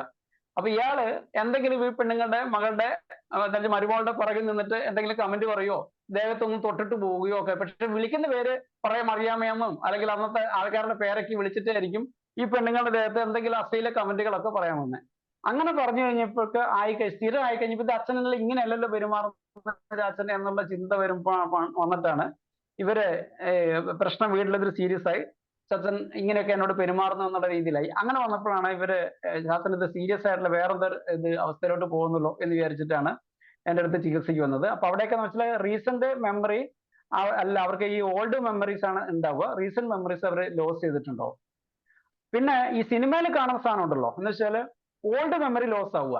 നമുക്ക് അങ്ങനെ പേഷ്യൻസിന് കിട്ടൽ വളരെ കുറവാണ്. ഓൾഡ് മെമ്മറി എല്ലാം പോയി, പഴയ കാമുകനെല്ലാം മറന്നുപോയി, റീസെന്റ് ആയിട്ടുള്ള ആളെ മാത്രം ഓർക്കുന്ന കണ്ടീഷനകത്താണ് ഞാൻ നേരത്തെ പറഞ്ഞ ഈ നെക്സ്മോസ്കേറ്റ പോലുള്ള മരുന്നുകൾ നമുക്ക് ഉപകാരപ്പെടും. ഈ ഇന്റർമീഡിയറ്റ് ലോസ് ഓഫ് മെമ്മറി ഉണ്ടാവും ഇടയ്ക്കിടയ്ക്ക് പോകുന്നത്. അത് വലിയ കൺഫ്യൂഷനാണ്. കാരണം എന്താണെന്ന് വെച്ചാല് അത് ഫാമിലി മെമ്പേഴ്സിനും ഭയങ്കര പ്രശ്നമാണ്. കാരണം ഇത് അപ്പനെ ഏത് സമയത്താണ് ഈ ആൾക്ക് ബോധം ഉണ്ടാവുക അല്ലെങ്കിൽ ഏത് സമയത്ത് ഇവർക്ക് ബോധം ഇല്ലാത്തതെന്ന് പറയാൻ പറ്റില്ല. അപ്പൊ അതുകൊണ്ട് ഇവര് ചിലപ്പോൾ പറയുന്ന കാര്യങ്ങളൊക്കെ ആകെ തിരിഞ്ഞു പോകും. ചിലപ്പോൾ പ്രസന്റിലുള്ള ആൾക്കാരെ കൊണ്ട് പാസ്റ്റിലുള്ള ആൾക്കാരുമായിട്ട് എല്ലാം കണക്ട് ചെയ്തു. അങ്ങനെ വരുന്ന കണ്ടീഷനകത്ത് അങ്ങനെ തന്നെ പറഞ്ഞിട്ടുള്ള മെഡിസിൻസ് ഒന്ന് കാർബോവജും കാലി ബ്രോമും ആണ്. ഇപ്പൊ കാലി ബ്രോമിന്റെ ഇപ്പൊ ബോറിക്കിനകത്ത് കാലി ബ്രോമിനെ കുറിച്ചിട്ട് ഇങ്ങനെ തന്നെ പറഞ്ഞിട്ടുണ്ട്. അതെങ്ങനെയാന്ന് വെച്ച് കഴിഞ്ഞാല് അവർക്ക് വേറെയും പ്രശ്നങ്ങളുണ്ട്. അവർക്ക് എന്തെങ്ങനെയാന്ന് വെച്ച് കഴിഞ്ഞാല് സംസാരത്തിന് ചില പ്രശ്നങ്ങളും ഉണ്ടാവും. നമ്മുടെ കാലിബ്രോം നിങ്ങൾക്ക് അറിയാം, നമുക്ക് ഒരു ബ്രെയിൻ ടോണിക് പോലെ നമുക്ക് കൊടുക്കാൻ പറ്റുന്ന ഒരു മെഡിസിനകത്താണ്. അവർക്ക് മെമ്മറിനകത്ത് നിങ്ങൾ വായിച്ചു നോക്കിയാൽ മനസ്സിലാവും. അതിനകത്ത് അവർക്ക് ആംനിഷിക് അഫേഷ്യ എന്ന് പറയുന്ന ഒരു കണ്ടീഷൻ ഉണ്ട്. എന്ന് വെച്ച് കഴിഞ്ഞാല് അവരോട് can pronounce any word told but cannot speak otherwise. അവരോടൊരു വാക്ക് പറഞ്ഞു കഴിഞ്ഞാൽ അവർക്ക് ആ വാക്ക് പറയാൻ പറ്റും, പക്ഷെ സ്വന്തമായിട്ട് തലച്ചോറിന് ഒരു വാക്ക് അവർക്ക് പറയാൻ പറ്റില്ല എന്നുള്ളതാണ് കാലിബ്രോമിന് അതിനകത്തുള്ള ഇൻഡിക്കേഷൻ. അതിനകത്ത് അവരുടെ വേറൊരു സിംറ്റം ഉണ്ട്, ഫീലിംഗ് ഓഫ് മോറൽ ഡെഫിഷ്യൻസി. എന്ന് വെച്ചാൽ മോറൽ ഫീലിങ്സ് ഒക്കെ കുറവായിരിക്കും. അപ്പൊ പഴയ പോലെ ഈ പറഞ്ഞു വരുന്നത് അവരുടെ നല്ല കാലത്തുണ്ടായ കുറെ അശ്ലീല തമാശകളൊക്കെ കുഞ്ഞുമക്കളോടും മറ്റൊക്കെ പറയുന്ന രീതിയിൽ അപ്പച്ചന്റെ ഈ സ്വഭാവം മാറി വരും. അതുപോലെ തന്നെ ഈ രീതിയിലെ ഈ മോറൽ ഫീലിംഗ് മാറുന്ന സ്വഭാവമുള്ള അൽഷീമേഴ്സ് ഉള്ളവർക്ക് നമുക്ക് ഹയോസിയാമസും ഉപകാരപ്പെടുമെന്നുള്ള കാര്യം ഓർക്കുക. പിന്നെ ഈ മൈൻഡ് സിംറ്റത്തിന്റെ കൂടെ നമുക്ക് അസോസിയേറ്റഡ് ആയിട്ട് എന്ന് വെച്ചാൽ മറവിയോട് കൂടെ അസോസിയേറ്റഡ് മറ്റുള്ള മെന്റൽ സിംറ്റംസ് ഉണ്ടോ എന്ന് നോക്കാം. അങ്ങനെ ഉണ്ടെങ്കിൽ അത് നമ്മൾക്ക് ഉപകാരപ്പെടും. ഉദാഹരണം നമുക്ക് എല്ലാവർക്കും അറിയാവുന്ന പേഷ്യന്റ് ഭയങ്കര സസ്പീഷ്യസ് ആണെന്ന് വിചാരിക്കാം. എനിക്ക് ഇതുപോലെ തന്നെ ധാരാളം കേസുകൾ. അപ്പൊ ഈ അമ്മച്ചിമാര് വന്നിട്ട് വരുന്ന പ്രധാന പ്രശ്നം എന്താണെന്ന് വെച്ചാൽ വീട്ടിലൊന്നും വലിയ പ്രശ്നമില്ല, പക്ഷെ ഈ അമ്മച്ചിക്ക് അയൽവക്കക്കാര് ഈ 70-50 വയസ്സുള്ള അമ്മച്ചിയാന്ന് ആലോചിക്കണം. ഈ അമ്മച്ചിന്റെ ചിന്ത എന്ന് വെച്ചാല് അയൽവക്കക്കാര് ഇവരുടെ വീട്ടിൽ വന്നിട്ട് സാധനം എടുത്തുകൊണ്ട് പോകുന്നു. ഞാൻ രാവിലെ ഇവിടെ വച്ചിരുന്ന കത്തിയാണ്, കാണുന്നില്ല, അത് മിക്കവാറും അപ്പുറത്തെ വീട്ടിലെ ആൾ എടുത്തുകൊണ്ട് പോയിട്ടുണ്ടാവും എന്നാണ് അമ്മച്ചി അങ്ങോട്ട് പറയാ. എന്നിട്ട് കുറെ കഴിയുമ്പോൾ ആ കത്തി കിട്ടും. ഞാൻ ഇവിടുന്ന് പറയുന്ന കേട്ടു അയാള്, അപ്പൊ ആ കത്തി ഇവിടെ കൊണ്ടുവന്ന് വെച്ചു. ഈ രീതിയിലാണ് അവരുടെ രീതി ഉണ്ടാവുക. അങ്ങനെയുള്ള വലിയ പ്രശ്നങ്ങളുണ്ടാവും. അപ്പൊ ഈ സസ്പീഷ്യസ്നെസ് വന്നു കഴിഞ്ഞാല് എനിക്കൊരു കേസ് പറയാം. ആ കേസിനകത്ത് എങ്ങനെയാന്ന് വെച്ചാല് ഈ അമ്മച്ചിന്റെ ഒരു ചിന്ത, പിന്നെ അവരുടെ മകന്റെ ഒരു പെൺകുട്ടിയുണ്ട്. ഈ മകന്റെ പെൺകുട്ടിക്ക് കാണാൻ വേണ്ടിയിട്ട് രാത്രി ഏതോ കാമുകൻ, ഇപ്പൊ ഒരു 12ാം ക്ലാസ് പഠിക്കുന്ന കുട്ടി, +2 പഠിക്കുന്ന കുട്ടീനെ കാണാൻ വേണ്ടിയിട്ട് ഒരു കാമുകൻ വരുന്നു എന്നാണ് ഈ അമ്മച്ചി പറയുന്നത്. അപ്പൊ ഇവര് എന്ത് ഗുരുതരമായ ആരോപണം എന്ന് ആലോചിച്ച് നോക്കണം. അമ്മച്ചി പറയുന്നു, ഇങ്ങനെ ഒരാൾ വരുന്നുണ്ട്, ഞാൻ കേൾക്കുന്നുണ്ട് അവന്റെ കാലൊച്ച. അവ വന്നിട്ട് അവളുടെ റൂമിന്റെ ജനലൊക്കെ ഇരുന്നിട്ട് അവർ കുറെ വർത്താനം പറയും. അത് കഴിഞ്ഞിട്ട് അവർ തിരിച്ചു പോകും. ഞാൻ ഇവിടുന്ന് ചുമക്കുന്ന കേൾക്കുമ്പോൾ അവൻ ഓടിപ്പോകും. ഇതാണ് അമ്മച്ചിയുടെ ആരോപണം. ഇതെങ്ങനെ തെളിയിക്കാൻ പറ്റും? ഈ കൊച്ചു കാല് പിടിച്ച് പറയുന്നു, കരയുന്നു, ഇവരെ എല്ലാ ഇത് നോക്കി അങ്ങനെ ഒന്നും സംഭവമില്ല. പക്ഷെ അമ്മച്ചി എന്ത് ചെയ്യും? അടുത്ത വീട്ടിലെ ആൾക്കാരൊക്കെ വീട്ടിൽ വരുമ്പോൾ സൂത്രത്തിൽ പറയും, എടേ ഇവളത്ര ശരിയൊന്നുമല്ല കേട്ടോ, ഇവളെ കാണാൻ വേണ്ടി ചിലർ വരുന്നുണ്ട്, ഇങ്ങനെ പറയും. അപ്പൊ ഇത് വലിയ പ്രശ്നമായി. എന്നിട്ട് ഈ അമ്മച്ചിനെ വലിയ ഭ്രാന്താശുപത്രിയിൽ കൊണ്ടുവന്നിടണം എന്ന് പറഞ്ഞിട്ടാണ് ചികിത്സിക്കാൻ വേണ്ടി വരുന്നത്.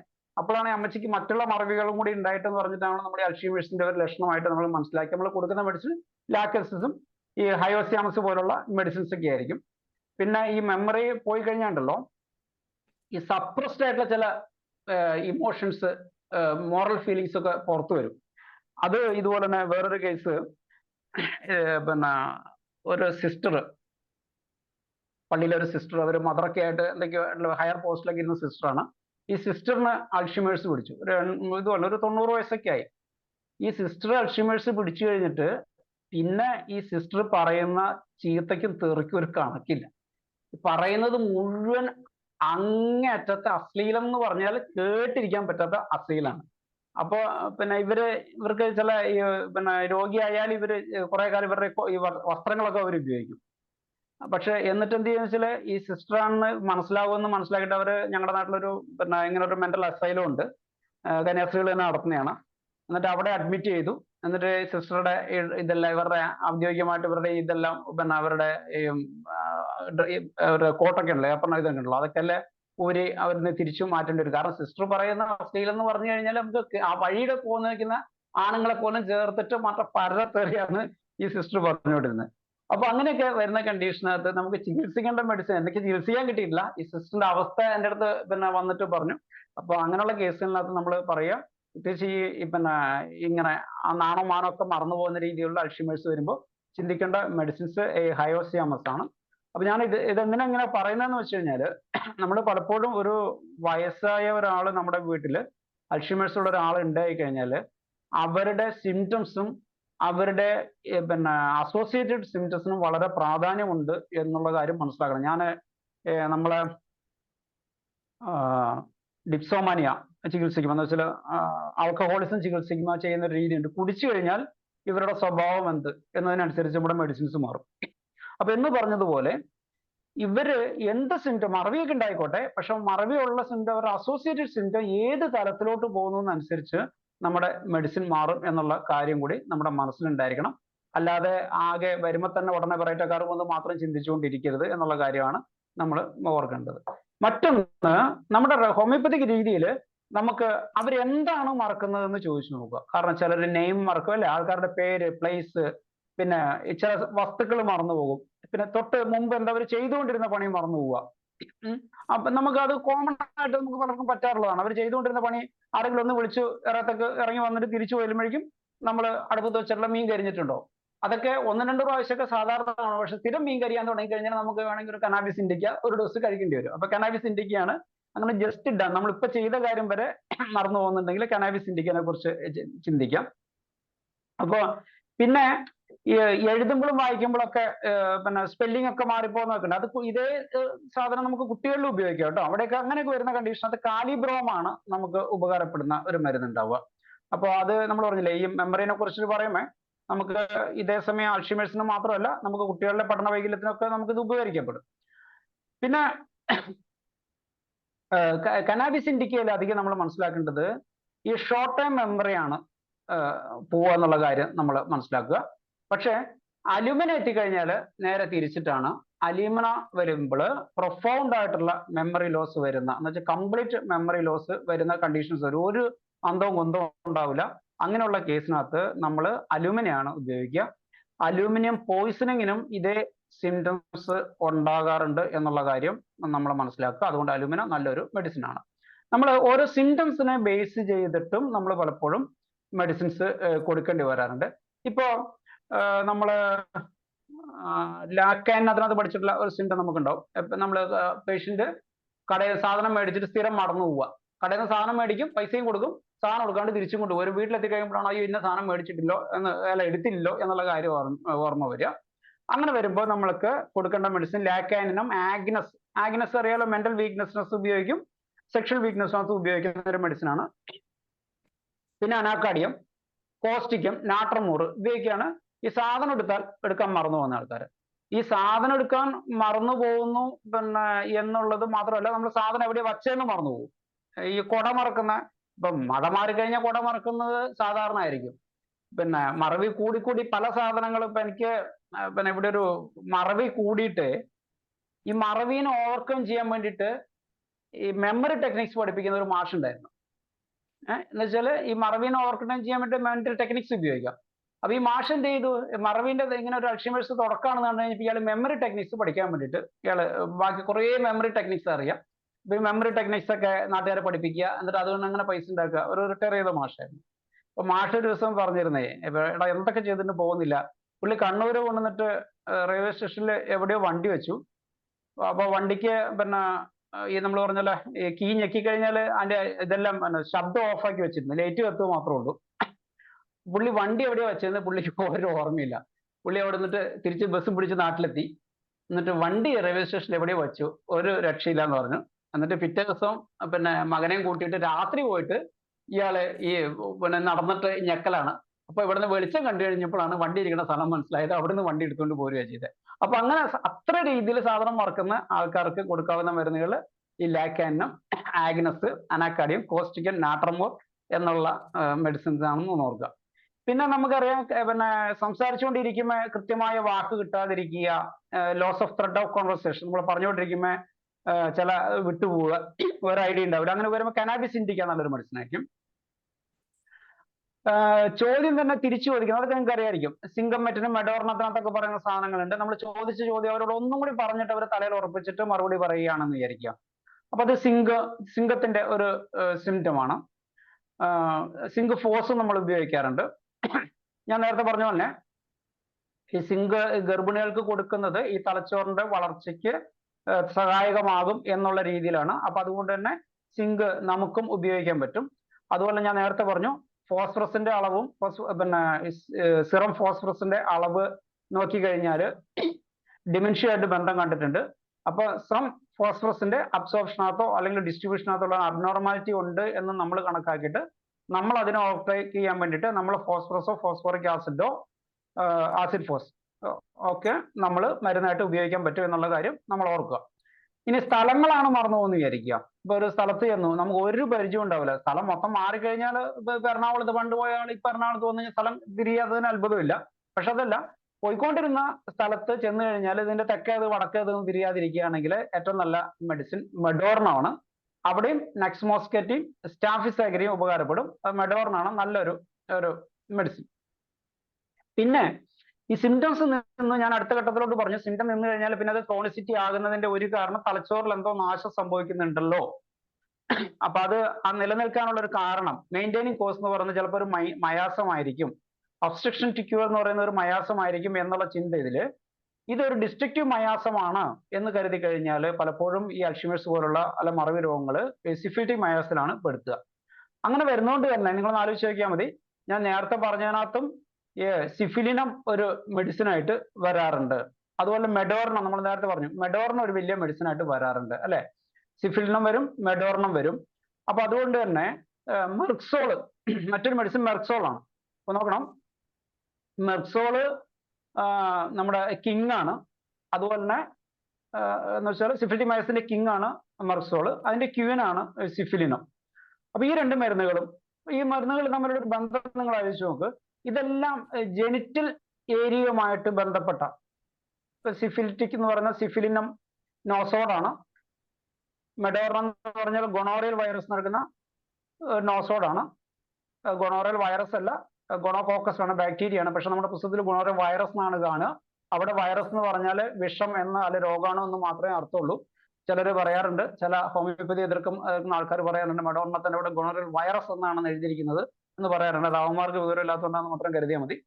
അപ്പൊ ഈ ജെനിറ്റാലിയൽ ബാധിക്കുന്ന കൂടുതൽ എഫക്റ്റ് ഉള്ള മെഡിസിൻസിന് ഒരു പ്രത്യേകത ഓർക്കാനുള്ളത്, ഈ ജെനിറ്റൽസും ജെനറ്റിക്കും തമ്മിൽ ഒരു ബന്ധമുണ്ട്. കാരണം ഒരു കുട്ടീനെ ജനിപ്പിക്കുന്ന ഏരിയ എന്നുള്ള രീതിയിൽ ഒരു എന്താ പറയുക, ഒരു ഇത് രീതിയിൽ മനസ്സിലാക്കിയാൽ മതി. നമുക്ക് ഓർത്തിരിക്കാൻ എളുപ്പത്തിന് ഒരു പ്രാസമായിട്ട് ഓർത്തിരുന്നാൽ മതി. ജെനിറ്റാലിയും ജെനറ്റിക് ഡിസീസും ബന്ധമുള്ളത് കൊണ്ടാണ് പലപ്പോഴും നമ്മൾ ഇങ്ങനെയുള്ള കൺജന്റൽ ഡിസീസിനെല്ലാം നമ്മൾ ഈ ഭാഗത്ത് ആക്ഷൻ ഉള്ള മെഡിസിൻസ് ആണ് ഉപയോഗിക്കുക. കൺജന്റൽ ഡിസീസിനകത്ത് നമ്മൾ സിഫിലിറ്റിക് മയാസം ഒന്നും ഈ സിഫിലിനവും അതുപോലെ മെഡോറിനവും ഒക്കെ ഉപയോഗിക്കുന്നതിന്റെ പിന്നില് ഒരു ഉൽപ്പത്തി നടക്കുന്ന സ്ഥലത്ത് ആക്ട് ചെയ്യുന്ന മരുന്ന് എന്നുള്ള രീതിയിൽ നിങ്ങൾ പഠിച്ചു കഴിഞ്ഞാൽ ഒരിക്കലും നിങ്ങൾ മറക്കില്ല എന്നുള്ള കാര്യം ഓർമ്മിപ്പിക്കുകയാണ്. അത് ഒരു തലമുറയെ തന്നെ ഡിസ്ട്രക്ട് ചെയ്യാനുള്ള ശേഷിയുള്ള പിന്നെ ഭാഗമാണെന്നും അവിടെ ബാധിക്കുന്ന രോഗങ്ങളും ആ രീതിയിലാണ് എന്നുള്ള ഒരു ഓർമ്മ ഉണ്ടായിരിക്കട്ടെ. പിന്നെ ഇതിനകത്ത് ചിലരുടെ പേഴ്സണൽ ഐഡന്റിറ്റി, ഞാൻ ആരാണ് എന്നുള്ള സ്വയം ചിന്ത പോലും നഷ്ടപ്പെടുന്ന അവസ്ഥയിലെത്തും. നമ്മൾ പറഞ്ഞ പോലെ നമ്മൾ എവിടെയാണെന്നൊക്കെ ചിലപ്പോൾ മറന്നു പോകാൻ നമുക്കറിയാം. ഇപ്പൊ നമ്മളിപ്പോ ബ്രയോണിയൽ സിൻഡ്രം നിങ്ങൾക്ക് അറിയാലോ. ബ്രയോണിയൽ പേഷ്യൻസിനകത്ത് ടൈഫോയിഡിനകത്തും മാത്രമല്ല ക്രോണിക് കണ്ടീഷനകത്തും ബ്രയോണിയൽ I wants to go home, കട്ടിലിൽ നിന്ന് ചാടി കഴിഞ്ഞിട്ട് എനിക്ക് വീട്ടിൽ പോകണം എന്ന് പറയുന്നത് ഒരു ടൈഫോയിഡിനകത്തോ ഒരു ഡെലിറിയം പനിയിലോ വരുവാണെങ്കിൽ നമുക്ക് ബ്രയോണിയാണ് ഇൻഡിക്കേറ്റ് ചെയ്യുക. ഇതേ സാധനം തന്നെ ഒരു പേഷ്യന്റ് ഒരു ക്രോണിക് ഡിസീസിൽ പറഞ്ഞാലും ഇഫ് അതർ സിംറ്റംസ് കറസ്പോൺസ് എന്ന് വെച്ചാൽ നമുക്ക് പിന്നെ ഇംഗ്ലീഷ് ടേസ്റ്റും പിന്നെ സ്ലീപ്പ് ക്വയറ്റ്ലി എന്നൊക്കെയുള്ള സിംറ്റംസും ഒക്കെ വരികയാണെങ്കിൽ നമുക്ക് ഈ ബ്രയോണിയനെ കുറിച്ച് ചിന്തിക്കാം. നമ്മൾ നേരത്തെ അലൂമിനിയനെ കുറിച്ച് പറഞ്ഞിരുന്നല്ലോ. അലൂമിനിയം എക്സ്ട്രീം ആയിട്ടുള്ള മെമ്മറി ലോസിന് ഉപയോഗിക്കുമെന്ന് പറഞ്ഞിരുന്നു. ഈ അലൂമിനിയന്റെ അക്യൂട്ട് ആണ് ബ്രയോണിയ എന്നുള്ള റിലേഷൻ ഇതിനകത്തുണ്ട് എന്നുള്ള കാര്യം നമ്മൾ ഓർക്കുക. അപ്പൊ ഈ സ്വന്തം പേഴ്സണാലിറ്റി ഐഡന്റിറ്റി, ഞാൻ ആരാണ് എന്ന് മറന്നു പോകുന്ന ഒരു കണ്ടീഷനകത്ത് നമ്മൾ ഉപയോഗിക്കാവുന്ന ഒരു മെഡിസിൻ അലൂമിനിയാണ്. എനിക്കൊരു അലോപ്പതി ഡോക്ടർ ഉണ്ടായിരുന്നേ നാട്ടിലെ, വളരെ പ്രശസ്തമായിട്ടുള്ള ഒരു ഡോക്ടർ. ഞങ്ങളുടെ നാട്ടില് ആദ്യമായിട്ട് ഹോസ്പിറ്റലൊക്കെ തുടങ്ങിയ ഒരു ഡോക്ടറാണ്. ഞങ്ങളുടെ നാട് ഒരു കുടിയേറിയ പ്രദേശമാണെന്ന് പറഞ്ഞിരുന്നല്ലോ. ആ ഡോക്ടറുടെ അവസാന കാലം ഒരു 100 years ഒക്കെ അടുത്ത് ജീവിച്ചിരുന്നു. അവസാന അവർ ഡോക്ടറാവില്ലായിരുന്നു. നമ്മള് വന്യമായിട്ടുള്ള കുറെ ചിന്തകള്, നമ്മുടെ ഉള്ളിന്റെ ഉള്ളിൽ ഇന്നേറ്റീവ് ആയിട്ടുള്ള കുറെ ചിന്തകൾ, പ്രവർത്തനങ്ങൾ മാത്രമേ ഉണ്ടല്ലോ അവസാന കാലത്ത്. അപ്പൊ സ്ത്രീക്ക് കോൺസ്റ്റിപ്പേഷൻ വന്നിട്ട് എല്ലാ എനിമയും എല്ലാം കൊടുത്തിട്ട് മാറുന്നുണ്ടായിരുന്നില്ല. അപ്പൊ അങ്ങനെ വന്നു കഴിഞ്ഞപ്പോ ഞാൻ അവസാനം ഞാൻ കൊടുത്തിരുന്ന കൺഫ്യൂസ്ഡ് അബൌട്ട് ഹിസ് എന്നുള്ള സിംറ്റം സെറ്റാണ് അലൂമിന പൊട്ടിക്ക്. എനിക്ക് ഇതുപോലെ വേറൊരു കേസ് ഉണ്ട്. ഇതുപോലെ തന്നെ ഒരു വളരെ ബഹുമാനിക്കത്തക്കതായ രീതിയിൽ ഒരു ജോലി ചെയ്തിരുന്ന ഒരു അധ്യാപകനായിരുന്നു. ഈ അദ്ദേഹത്തിന് ഇതുപോലെ എക്സ്ട്രീം കോൺസ്റ്റിപ്പേഷൻ വന്ന് പിന്നെ സ്റ്റൂളൊക്കെ മെക്കാനിക്കലി റിമൂവ് ചെയ്യേണ്ട ഒരു രീതിയിൽ കിടക്കുന്ന ഒരവസ്ഥയാണ്. അപ്പൊ അദ്ദേഹം ഓർമ്മ വരുമ്പോ ചോദിക്കുകയാണ്, അയാളുടെ പേര് ഞാനിപ്പോ തൽക്കാലം ജോസ് എന്ന് ഇടുക എന്ന് വിചാരിക്കുക. അവിടെ കിടന്ന ജോസ് എവിടെ പോയി, ചത്തില്ലേ പിന്നെ ഇതുവരെ? പുള്ളി തന്നെ പുള്ളിയുടെ ഭാര്യയോട് ചോദിക്കുകയാണ്, ആ ഒരു ജോസ് അവിടെ കിടപ്പുണ്ടായിരുന്നല്ലോ, അവൻ എവിടെ പോയി എന്ന് അവനോട് തന്നെ ചോദിക്കുന്ന രീതിയിൽ പിന്നെ ഈ മറ്റുള്ളവരോട് ചോദിക്കും. അപ്പൊ അയാള് വേറെ ആരുടെ വീട്ടിൽ, അയാളുടെ ഒരു സ്വഭാവം അങ്ങനെയായിരുന്നു, അയാൾ മറ്റുള്ളവരുടെ വീടുകളിലൊക്കെ രോഗികളെ സന്ദർശിക്കുകയൊക്കെ ചെയ്യുന്ന വലിയൊരു സാംസ്കാരിക പ്രവർത്തനമായിരുന്നു. അയാളുടെ വീട്ടിൽ തന്നെ കയറിയിട്ട് ഈ രീതിയിലാണ് ചോദിക്കുക. അപ്പൊ അങ്ങനെയൊക്കെ വരുന്ന കണ്ടീഷനകത്ത് ഈ അലുമിന ഇൻഡിക്കേറ്റ് ചെയ്യും. കനാബിസ് ഇൻഡിക്കും മെഡോർണവും അവിടെ ഈ കൺഫ്യൂഷൻ ഓഫ് ഐഡന്റിറ്റിക്ക് പറ്റും. പിന്നെ ചില സ്കില്ലുകൾ അതിന്റെ ഏർലി സ്റ്റേജിൽ അങ്ങനെയാണ്, ചില സ്കില്ലുകളൊക്കെ മറന്നു പോകാറുണ്ട്. എഴുതാനും വായിക്കാനൊക്കെ ഉള്ള പിന്നെ ഇതിനകത്തുള്ള അവസ്ഥകളൊക്കെ മറന്നു പോകാറുണ്ട്. പിന്നെ അതും കൂടി കഴിഞ്ഞാലാണ് നമ്മുടെ തന്മാത്രയിൽ മോഹൻലാലിന്റെ അവസ്ഥ നിങ്ങൾക്ക് അറിയാം. ശരിക്കും അൽഷിമേഴ്സിന്റെ ഭീകരാവസ്ഥ നമ്മൾ സാധാരണ ഈ ഷോർട്ട് ടൈം മെമ്മറി മറക്കുന്ന ഇന്നലെ പോലുള്ള സിനിമകളോ അല്ലെങ്കിൽ പ്രേമം പോലുള്ള സിനിമകളോ ഉണ്ടായി കഴിഞ്ഞപ്പോൾ ഈ ഗ്രാജുവൽ ആയിട്ടുള്ള ശരിക്കുള്ള അൽഷിമേഴ്സിന്റെ ഭീകരാവസ്ഥ കാണിച്ചു തന്ന രോഗമാണ് ബ്ലസ്സിയുടെ നമ്മുടെ തന്മാത്ര എന്ന് പറഞ്ഞ സിനിമ. മോഹൻലാല് നന്നായിട്ട് അഭിനയിച്ച ഒരു സിനിമ, നിങ്ങൾക്കറിയാം. ആ സിനിമ ശരിക്കും പത്മരാജന്റെ ഒരു ഷോർട്ട് സ്റ്റോറി ആയിരുന്നു, ഓർമ്മ എന്ന് പറഞ്ഞ ഒരു ഷോർട്ട് സ്റ്റോറി ആയിരുന്നു. പക്ഷെ രസം എന്താ വെച്ചാല് നമ്മള് ഇപ്പോ പത്മരാജൻ ആ കഥ എഴുതുന്ന കാലത്ത് അൽഷിമേഴ്സിനെ കുറിച്ച് ഇത്രയും സിംറ്റംസും ഇത്രയും അതിന്റെ വ്യാപ്തിയും അറിയാതിരുന്ന എത്രയോ കാലത്തിന് മുമ്പാണ് പത്മരാജൻ ആ ഷോർട്ട് സ്റ്റോറി എഴുതിയതെന്നും അതിനെ ബ്ലസ്സി അതിമനോഹരമായിട്ട് അതിനെ ചിത്രീകരിച്ചു എന്നുള്ള കാര്യവുമാണ് നമുക്ക് ഓർക്കേണ്ടത്. പിന്നെ സിഫിലിനത്തിന് ഇതുപോലെ ഒരു സിംറ്റം ഉണ്ട്, remembers everything before his illness എന്നാണ് പുസ്തകത്തിൽ പറഞ്ഞത്. നിങ്ങൾ ബോറിനകത്ത് നോക്കിയാൽ മതി. രോഗത്തിന് remembers everything before his illness, ആ രോഗം തുടങ്ങിയതിന് മുമ്പുള്ള സർവ്വ കാര്യങ്ങളും അവർക്ക് ഓർമ്മയുണ്ടാവും. അപ്പൊ അങ്ങനെയുള്ള കേസിനകത്ത് നമ്മൾ സിഫിലിനം ഉപകാരപ്പെടും. പിന്നെ വിത്ത് ഡിപ്രഷൻ ആണെങ്കിൽ കാലിഫോസും ഇഗ്നേഷ്യയാണ് പിന്നെ നമുക്ക് ഉപകാരപ്പെടുക. പിന്നെ ഉച്ചാരണം ഒക്കെ ചില വാക്കുകൾ പിന്നെ പേരും ഫ്രണ്ട്സിന്റെ ഒക്കെ പേര് മാത്രമല്ല, ചില സാധാരണ വാക്കുകൾ ഉച്ചരിക്കുന്നത് എങ്ങനെയെന്നുള്ള ഒരു ടെക്നിക്ക് ഉണ്ട്. ഇപ്പൊ ഞാൻ പറയാം, അന്നമ്മ എന്ന് എഴുതിയിരിക്കാന്ന് വിചാരിക്കാം. നമ്മളത് അന്നമ്മ എന്ന് പറയണോ രണ്ട് രീതിയിൽ പറയാം. നമ്മൾ അതിന്റെ സ്ഥലം നോക്കിയിട്ടാണ് ഒരിടത്ത് ഇന്നാന്ന് എഴുതിക്കാൻ, നമ്മൾ അന്നമ്മ എന്ന് എഴുതി കഴിഞ്ഞാൽ ഇപ്പുറത്തെ ഒരു ഉമ്മ കണ്ടെങ്കിൽ നമ്മൾ അന്നമ്മ എന്ന് വായിക്കും. പക്ഷെ ഒരു കുന്നാണ് എഴുതിയിരിക്കുന്നത്, അപ്പൊ അതൊരു ഇത് വന്നു കഴിഞ്ഞാൽ നമ്മളത് കുന്ന് എന്ന് വായിക്കും. അപ്പൊ അത് നമ്മൾ ഇംഗ്ലീഷിലാണ് കുറെ വാക്കുകളുണ്ട്, പക്ഷെ മലയാളത്തില് ഇങ്ങനെയുള്ള ചില വാക്പ്രയോഗങ്ങൾ എങ്ങനെയാണ് പ്രൊനൗൺസ് ചെയ്യുക എന്നുള്ള കാര്യങ്ങളൊക്കെ മറന്നു പോകുന്ന ചില മെഡിസിൻസ് ഉണ്ട്. ഒന്ന് മെഡോർണം തന്നെയാണ്. പിന്നെ ഏറ്റവും പെട്ടെന്ന് നമുക്ക് ഈ അൽഷിമേഴ്സ് തുടങ്ങുന്ന ഹോമിയോപ്പതിക് വ്യൂവിൽ മനസ്സിലാക്കാൻ നമുക്ക് ഏറ്റവും നല്ലൊരു പണി ഈ ടൈം പാസസ് ടു സ്ലോലി എന്ന് പറയുന്ന ഒരു സിംറ്റം നിങ്ങൾക്കറിയാലോ. അത് കുറെ മെഡിസിൻസിനുണ്ട്. അത് ഈ മെഡോർണത്തിന്, കനാബിസ് ഇൻഡിക്കയ്ക്കും, അർജന്റീൻ നൈട്രിക്, അങ്ങനെ ധാരാളം മെഡിസിൻസ് ഉണ്ട്. ഈ ടൈം പാസസ് ടു സ്ലോലി എന്ന് പറയുന്ന ഒരു സിംറ്റം കാണുന്നത് പലപ്പോഴും അൽഷിമേഴ്സിന്റെ ഒരു തുടക്കത്തിലാകാനുള്ള സാധ്യതയുണ്ട് എന്നുള്ള കാര്യം നമ്മളൊന്ന് ഓർക്കുക. പിന്നെ എഴുതുമ്പോഴും പിന്നെ വായിക്കുമ്പോൾ ടീച്ചർമാരിലൊക്കെ നമുക്ക് അങ്ങനെ കണ്ടുപിടിക്കാൻ പറ്റുക. എഴുതുമ്പോഴും വായിക്കുമ്പോഴൊക്കെ ഇടയ്ക്ക് വാക്കുകൾ വായിക്കാൻ വിട്ടുപോവുക, സ്പെല്ലിംഗ് മിസ്റ്റേക്ക് വരിക, അതൊക്കെ ലാക്കാനിന് നേരത്തെ പറഞ്ഞ പോലെ പെട്ടെന്ന് മറന്നു പോകുന്ന മെഡിസിൻസിനകത്ത് ഒന്നാണ്. പിന്നെ ഓൾഡ് ഏജിനകത്ത് വരുമ്പോൾ നമ്മൾ ഇതുപോലെ ഓപ്പിയം പോലുള്ള മെഡിസിൻ, നക്സ്മോസ്കേറ്റ, വെറൈറ്റ, നക്സ്മോസ്കേറ്റ വിത്ത് ഡ്രോസിനസ്, ഭയങ്കര മയക്കത്തോടു കൂടിയുള്ള ഒരവസ്ഥയിലൊക്കെ വരുമ്പോഴാണ് നമുക്ക് നക്സ്മോസ്കേറ്റ വരിക. ഇതുപോലെ തന്നെ നമുക്ക് ഈ എഴുത്തുമായിട്ട് ബന്ധപ്പെട്ടിട്ടുള്ള ഇത് കുട്ടികളിൽ നമുക്ക് ഇതേ മെഡിസിൻ തന്നെ ഉപയോഗിക്കാം കേട്ടോ. നമ്മൾ ഡിസ്ഗ്രാഫിയ, ഡിസ്ലെക്സിയ എന്നൊക്കെ പറഞ്ഞിട്ടുള്ള LDs ഉണ്ട്, ലേണിംഗ് ഡിസബിലിറ്റീസ് ഉണ്ടല്ലോ, അങ്ങനെയുള്ള കണ്ടീഷനകത്ത് നമുക്ക് ഇങ്ങനെയുള്ള മരുന്നുകൾ നമുക്ക് ഉപകാരപ്പെടും. ഇനി കുറച്ച് മെഡിസിൻസിനെ കുറിച്ചിട്ടാണ്, പ്രധാനപ്പെട്ട കുറച്ച് മെഡിസിൻസിനെ കുറിച്ചിട്ടാണ് പറയേണ്ടത്. ഇനി പറയാൻ സമയമുണ്ടോ മാഡം? 10:23 സമയം പോയത് അറിഞ്ഞില്ല. 10:23 ആയില്ലേ? അപ്പൊ നമുക്ക് സമയം, ഞാൻ ഒരു ക്ലാസ് കൊണ്ട് ഏതെങ്കിലും ഒരു ക്ലാസ് തീർക്കാന്ന് വിചാരിച്ചാൽ ഒരു വിഷയം തീരുന്ന ലക്ഷണമില്ല. എന്നിരുന്നാൽ തന്നെ ഏത് ക്ലാസ്സും ബാക്കി 2 പ്രാവശ്യമായിട്ട് തീർത്താൽ മതി, എന്നാലേ എല്ലാവർക്കും നിങ്ങൾക്ക് ആളെ കിട്ടാൻ വേണ്ടി. ഓക്കെ. ഇതുവരെ പറഞ്ഞതിൽ നിന്ന് എന്തെങ്കിലും സംശയം ഉണ്ടെങ്കിൽ വേഗം ചോദിക്കുക. ഇല്ലെങ്കിൽ ഞാനത് ഒരു വിഷയം കൂടി, ഒരു രസകരമായ ഫൈൻഡിങ്സ് കൂടി പറഞ്ഞിട്ട് അവസാനിപ്പിക്കാം. എന്തെങ്കിലും ഉണ്ടോ? അല്ല, ആരെങ്കിലും കൈ പൊക്കിയിട്ടുണ്ടോ നോക്കുക. ആരും കൈ പൊക്കിയിട്ടൊന്നും കാണുന്നില്ല എന്ന് തോന്നുന്നു അല്ലേ? ഇല്ല, അത് നമ്മൾ ചോദിച്ചില്ല. ഉണ്ടല്ലേ, ദാ മനോഹരൻ ഡോക്ടർ ഹാൻഡ് ചെയ്ത് പെട്ടെന്ന് പറയാവുന്നതാണ്, പറഞ്ഞിട്ട് നമുക്ക് ചോദിക്കാം. പറഞ്ഞു. അല്ല, അങ്ങനല്ല. അതിനകത്ത് പിന്നെ ഒരു കാര്യം എന്ന് വെച്ചാല് 1-2 സയന്റിഫിക് സ്റ്റഡീസ് ഉണ്ട്. നമ്മളത് ഹോമിയോപ്പതിയിൽ ശരിക്കും ഉപയോഗിക്കേണ്ടതാണ്. അപ്പൊ അതിനകത്ത് 2 മെഡിസിൻസും കൂടി പറഞ്ഞിട്ട് നിർത്താം. ഒന്ന് ക്രോക്കസ് സെറ്റൈവസ് നമ്മൾ ഹോമിയോപ്പതിയിൽ നമ്മൾ മെഡിസിൻ ആണല്ലോ. അതിനകത്ത് പിന്നെ ഏജ് റിലേറ്റഡ് മാക്കുലർ ഡീജനറേഷൻ എന്ന് പറയുന്ന കണ്ടീഷനകത്ത് age related macular degeneration AMLD എന്ന് പറയുന്ന കണ്ടീഷനകത്ത് അവര് ക്രോക്കസ് ആണ് ഉപയോഗിക്കുന്നത്. ഒരു ജർമ്മൻ സ്റ്റഡിയാണ്. അതൊരു 3 മാസം ഉപയോഗിക്കുമ്പോഴേക്കും പ്രായം കൊണ്ടുള്ള മാക്കുലറിന്റെ ഡീജനറേഷൻസ് പോലുള്ള കണ്ടീഷൻസ് വരെ മാറുമെന്ന് പറയുന്നുണ്ട്.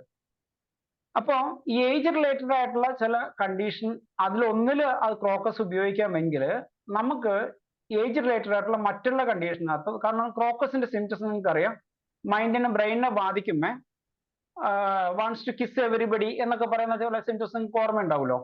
അപ്പൊ അതുകൊണ്ട് അങ്ങനെയുള്ള കേസിനകത്ത് ഈ ക്രോക്കസ് സയന്റിഫിക്കലി പ്രൂവ്ഡ് ആയിട്ടുള്ള, എന്ന് വെച്ചാൽ മോഡേൺ സയൻസിൽ പ്രൂവ് ചെയ്തിട്ടുള്ള ഒരു മെഡിസിൻ ആണ്. മറ്റൊന്ന് മെർക്സോൾ ആണ്. മെർക്സോളിനെ കുറിച്ചിട്ടുള്ള പഠനം എന്താണെന്ന് വെച്ചാൽ മെർക്സോളിന്റെ ഓൾ പൊട്ടൻസീസും തലച്ചോറിലോട്ടുള്ള സെറിബ്രൽ ബ്ലഡ് ഫ്ലോ എന്ന് വെച്ചാൽ CBF എന്ന് പറയും. ഈ പഠനം നടത്തിയത് CCRHന്റെ പഠനം, നമ്മുടെ കോട്ടയത്തുള്ള CCRHന്റെ അവിടെയുള്ള റിസർച്ച് പേപ്പറിൽ ഒന്നാണ്. മെർക്കുറിസ് നമ്മുടെ മെർക്സോളിന്റെ ഡിഫറെന്റ് പൊട്ടൻസീസ് കൊടുക്കുമ്പോൾ എലികളില് അവർ നടത്തിയ പരീക്ഷണമാണ്. മനുഷ്യൻ നടത്തിയാലല്ലേ നമ്മൾ എന്താണ് അലോപ്പതി വേൾഡ് അംഗീകരിക്കാതുള്ളൂ. എലികളില് സ്ട്രെപ്റ്റോസോട്ടോസിൻ എന്ന് പറയുന്ന മെഡിസിൻ ഇൻഡ്യൂസ് ചെയ്തിട്ട് അവരുടെ തലച്ചോറിലെ പിന്നെ സെറിബ്രൽ ബ്ലഡ് ഫ്ലോ കുറയ്ക്കുന്നു. എന്നിട്ട് അതിന് നമ്മുടെ മെർക്സോളിന്റെ 3 പൊട്ടൻസി അല്ല 4 പൊട്ടൻസി 6Cയും 30യും 200ഉം 1M കൊടുത്തിട്ട് ഈ തലച്ചോറിലെ സഞ്ചാരം കൂട്ടുന്നതായിട്ടുള്ള പഠനങ്ങളുണ്ട്.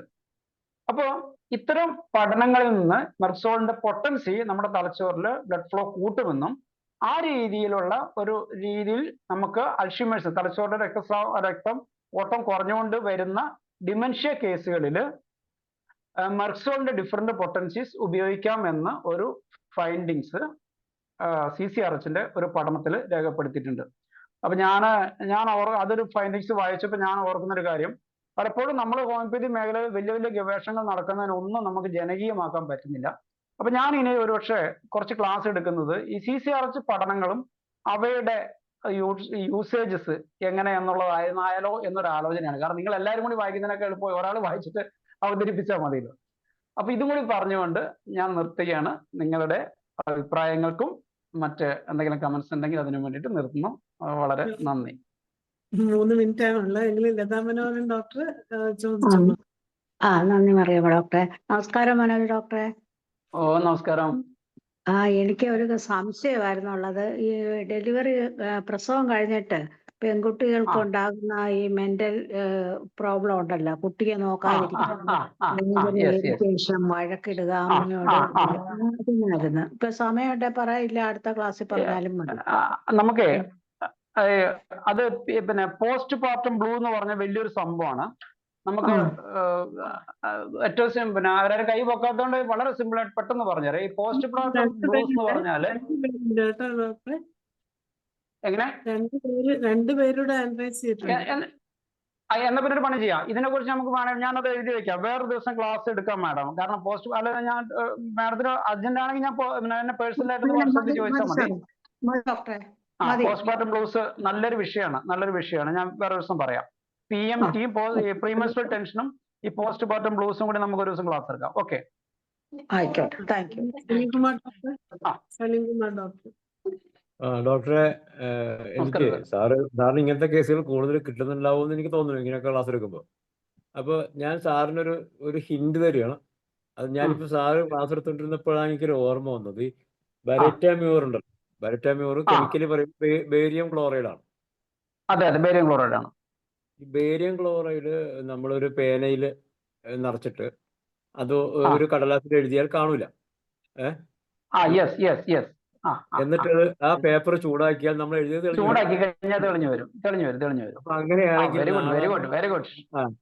നാളെ അങ്ങനെയാണെങ്കിൽ ഒന്ന് ചൂടാക്കി കൊടുത്താൽ ഓർമ്മ വരുന്ന കേസിൽ മ്യൂർ ഒരുപക്ഷെ പറ്റുന്ന ഒരു ഉണ്ടാവാൻ സാധ്യതയില്ല.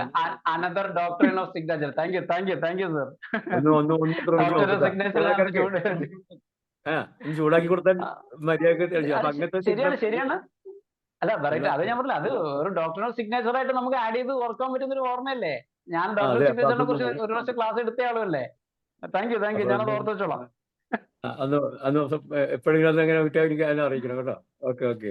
ഓ ശരി ശരി ശരി ശരി ശരി സാർ, ഞാനത് നോട്ട് ചെയ്ത് വെക്കാം. Okay sir. ഓക്കെ.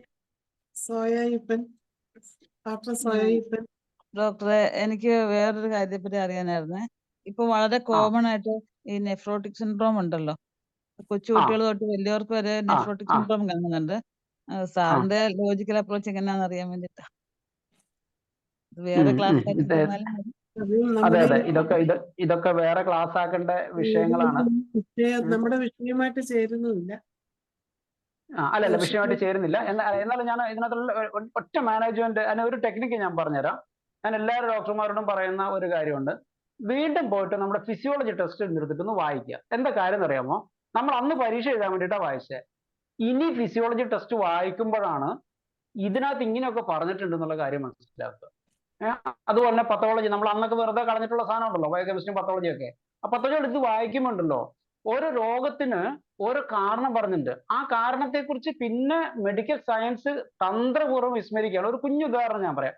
നമ്മുടെ ടെന്നീസ് എൽബോവിനെ കുറിച്ചിട്ട് അലോപ്പതി നമ്മൾ പഠിച്ചിട്ടുള്ള അതേ പുസ്തകത്തിനകത്ത് പറഞ്ഞിട്ടുള്ള ഒരു കോഴ്സ് എന്ന് പറഞ്ഞാൽ ട്രിവിയൽ ഇഞ്ചുറീസ് എന്ന് പറഞ്ഞാൽ നിസ്സാരമെന്ന് തോന്നിക്കാവുന്ന അങ്ങോട്ടും ഇങ്ങോട്ടും പോകുന്ന ഈ ഭിത്തിക്കെട്ടോ വാതിലിനോട്ടോ മുട്ടുന്ന ഒരു ചെറിയ മുട്ടാണ് പലപ്പോഴും ടെന്നീസ് എൽബോയ്ക്ക് കാരണം എന്ന് പറയുന്നു. നമ്മൾ ലാറ്ററൽ എപ്പിക്കോണ്ടലൈറ്റിസ് എന്നൊക്കെ പറഞ്ഞ് വലിയ കടുപ്പത്തിൽ പേരുവിട്ടിട്ട് നമ്മൾ എന്ത് ചെയ്യും? ഒരിക്കലും നമ്മൾ അങ്ങോട്ടും ഇങ്ങോട്ടും പോയ മുട്ടിനാണെങ്കിൽ ഏതാ മെഡിസിൻ ഉണ്ടാവുക? നമ്മുടെ മെഡിസിൻസ് സാധാരണ ആർണിക്കയാണ് വരിക. നമ്മൾ പലപ്പോഴും ആർണിക്കാനെ മറന്നു പോകുന്ന എന്താ കാര്യം എന്ന് വെച്ചാൽ ഈ പുസ്തകം എടുത്തിട്ട് വീണ്ടും ഒന്ന് വായിക്കാത്തുണ്ട്. ഞാൻ പലപ്പോഴും എൻ്റെ ഒബ്സർവേഷൻ, എൻ്റെ രീതി എന്താണെന്ന് വെച്ചാൽ ഞാൻ പലപ്പോഴും ചെയ്യുന്ന ഒരു കാര്യം, വീണ്ടും ഫിസിയോളജി ടെസ്റ്റ് എടുത്ത് വായിക്കുകയും വീണ്ടും പത്തോളജി ടെസ്റ്റ് എടുത്ത് വായിക്കുകയാണെങ്കിൽ, എന്നിട്ട് അവിടെ കാണുന്ന കോസേഷൻസ് എല്ലാം നിങ്ങൾ ഉപയോഗിക്കൂ. നമുക്ക് ഇതുവരെ കാണാത്ത റിസൾട്ടുകൾ കാണിക്കാൻ പറ്റും. ഓക്കെ മാഡം, അതൊരു വലിയൊരു സബ്ജക്റ്റ് ആണ് മാഡം. പിന്നെ ഈ നെഫ്രോട്ടിക് സിൻഡ്രോം എന്നുള്ളത് ഞാനത് ഓർത്ത് വെക്കാം. നെഫ്രോട്ടിക് സിൻഡ്രോത്തിനകത്ത് വളരെ വളരെ രസകരമായ കുറെ ഇൻഫർമേഷൻസ് തരാം. നമ്മൾ മെഡിസിൻ കണ്ടുപിടിക്കുന്ന രീതി ഭയങ്കര രസമാണ്. Thank you sir. അപ്പൊ ഇത്രയും വേഗം ഒരു ക്ലാസ് കിട്ടണമെന്ന് ആഗ്രഹിക്കുന്നു. വെച്ചാൽ വളരെ കോമൺ ആയിട്ട് ഇത് കാണുന്നുണ്ട്.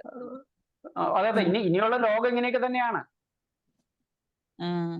കുഞ്ഞു പിള്ളേർ 2 വയസ്സുള്ള കൊച്ചിനോട്ട് അങ്ങ് മുകളിലോട്ടും എല്ലാം കാണിക്കുന്നു. അവരുടെ ലൈഫ് സ്റ്റൈൽ മറ്റുള്ള കുറെ കാര്യങ്ങളുണ്ടെന്ന് അതിനകത്ത്. അതോ ആന്റിബയോട്ടിക്കിന്റെ ഓവർ യൂസ് ആണോ? ആന്റിബയോട്ടിക്സ് വരാം, അവരുടെ ഫുഡ് വരാം, അതൊക്കെ വരാലോ. അപ്പൊ അതുകൊണ്ടാണ് ഞാൻ പറഞ്ഞത് നെഫ്രോട്ടിക് കോഴ്സിനകത്ത് ആദ്യം നമ്മൾ ഈ പത്തോളജി ഒന്ന് വായിച്ചു നോക്കി കഴിഞ്ഞാൽ അതിന്റെ കോസേഷൻസ് കുറേ പറയുന്നുണ്ട് കിഡ്നിനെ ബാധിക്കുന്നത്. അവിടെ മുതൽ നമ്മൾ ഓരോന്നും ഓരോ മെഡിസിൻസ് കണ്ടുപിടിക്കുക. അപ്പൊ നമുക്ക് സാധനം കിട്ടും. ഫാമിലി ഹിസ്റ്ററി അടക്കം കുറേ കാരണങ്ങൾ. നമുക്കത് ഒരു ദിവസം ഡിസ്കസ് ചെയ്യാം മാഡം. പിന്നെ അല്ലെങ്കിൽ തന്നെ പേഴ്സണലായിട്ട് വാട്സാപ്പ് ചെയ്താൽ മതി കേട്ടോ. നമ്മൾ ഈ പറഞ്ഞ മെഡിസിനൊക്കെ ഏത് പൊട്ടൻസിയാണ് അൽഷിമേഴ്സിനൊക്കെ കൊടുക്കാവുന്നത്? അല്ല, അൽഷിമേഴ്സിനകത്തൊക്കെ നമ്മളെപ്പോഴും പറയാറുണ്ട് when the vitality is low better to give low potencies. If otherwise നമുക്ക് ടിപ്പിക്കലി ഇൻഡിക്കേറ്റഡ് ആണെന്ന് വിചാരിക്കുക. ഒരു പേഷ്യന്റ് ഇപ്പൊ പ്ലംബം വന്നു, ടിപ്പിക്കലി എല്ലാ രീതിയിലും പ്ലംബമാണ്, അങ്ങനെ വന്നു കഴിഞ്ഞാൽ നമ്മൾ ഹയർ പൊട്ടൻസി ഉപയോഗിക്കാം. Depending upon the symptom similarity, എത്രത്തോളം സിംറ്റം സിമിലാരിറ്റി ഉണ്ടോ അത്രത്തോളം പൊട്ടൻസി ഹൈ ആക്കാം. അതല്ലെങ്കിൽ അത്രയും സിമിലാരിറ്റി ഇല്ല, 1-2 സിംറ്റംസിന് വേണ്ടിയിട്ട് മാത്രമാണെങ്കിൽ, കാരണം പേഷ്യൻസിന് പറയാൻ പോലും പറ്റുന്നില്ലല്ലോ. അപ്പൊ 1-2 സിംറ്റം, അത് ഫിസിക്കൽ സിംറ്റംസും ആണ് കൂടുതലെങ്കിൽ നമുക്ക് പലപ്പോഴും ലോ പൊട്ടൻസി ആണ് ഉപയോഗിക്കുക. പിന്നെ ഒറ്റ കണ്ടീഷനുള്ളൂ, നമ്മൾ പൊട്ടൻസിന്റെ മുകളിൽ വല്ലാതെ മസിൽ പിടിക്കരുത്. സിമിലിയ സിമിലിബസ് ക്യുറൻഡർ എന്നുള്ളതാണ് ഹോമിയോപ്പതി. പൊട്ടൻസി ഒക്കെ ഹനുമാൻ പിന്നെ കണ്ടുപിടിച്ചതാണ്. അപ്പൊ സിമിലിയ സിമിലിയസ് ക്യുറൻഡർ എന്ന് വെച്ചാൽ if the symptom is correct then your medicine will be acted sure ആയിട്ട് active whatever may be the potency. അത് ഒറ്റ കണ്ടീഷനുള്ളൂ, ഈ പൊട്ടൻസി വ്യത്യാസം വരുന്നതിനനുസരിച്ച് the duration of the cure അതിന് മാത്രമാണ് വ്യത്യാസം വരിക. നിങ്ങളുടെ മരുന്ന് ശരിയാണെങ്കിൽ ഏത് പൊട്ടൻസിയാണ് ആക്ട് ചെയ്യും. നിങ്ങൾ വാൾ ഉപയോഗിക്കാനാണോ ഉറുമി ഉപയോഗിക്കാനാണോ എക്സ്പേർട്ട് എന്നുള്ളതിനനുസരിച്ചാണ് നിങ്ങൾക്ക് ഓരോ പൊട്ടൻസി ഉപയോഗിച്ചിട്ടുള്ള മിടുക്കെന്ന് പറയാൻ പറ്റുക. നന്ദി ഡോക്ടറെ. സലീം കുമാർ ഡോക്ടർക്ക് നന്ദി പറയുന്നു. സലീം കുമാർ ഡോക്ടർ. ആരോ ഞാൻ പ്രാക്ടീസ് ചെയ്യുന്നത് എവിടെയാണെന്ന് വെച്ചാൽ ഞാൻ കണ്ണൂർ ജില്ലയിലാണ്. കണ്ണൂർ ജില്ലയിൽ ആറളം എന്ന സ്ഥലത്താണ് പ്രാക്ടീസ് ചെയ്യുന്നത്. അതെ, ഗവൺമെന്റ് ആശുപത്രിയാണേ.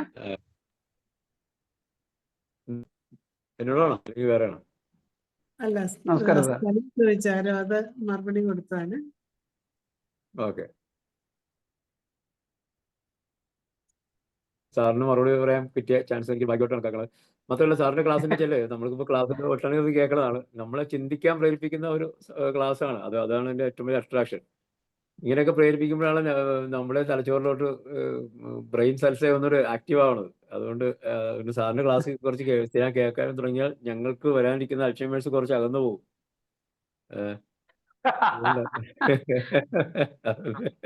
അപ്പോൾ ഏതായാലും ഇങ്ങനെ ഒരു ക്ലാസ് എടുക്കാൻ വേണ്ടിയിട്ട് കൂടെ വരികയും ഞങ്ങൾക്ക് ചിന്തിക്കാൻ പ്രേരിപ്പിക്കുകയും ഞങ്ങൾക്കൊരു ഒരു കൂൾ ഡ്രിങ്ക്സ് എന്ന് പറയണോ ഹോട്ട് ഡ്രിങ്ക്സ് കഴിച്ച ഒരു അവസ്ഥ ഞങ്ങൾക്ക് ഉണ്ടാക്കുകയും ചെയ്യുന്നതിന് IFPHന് വേണ്ടിയിട്ട് ഞാൻ എല്ലാവർക്കും വേണ്ടി ഞങ്ങൾക്ക് നന്ദി പറയുന്നു.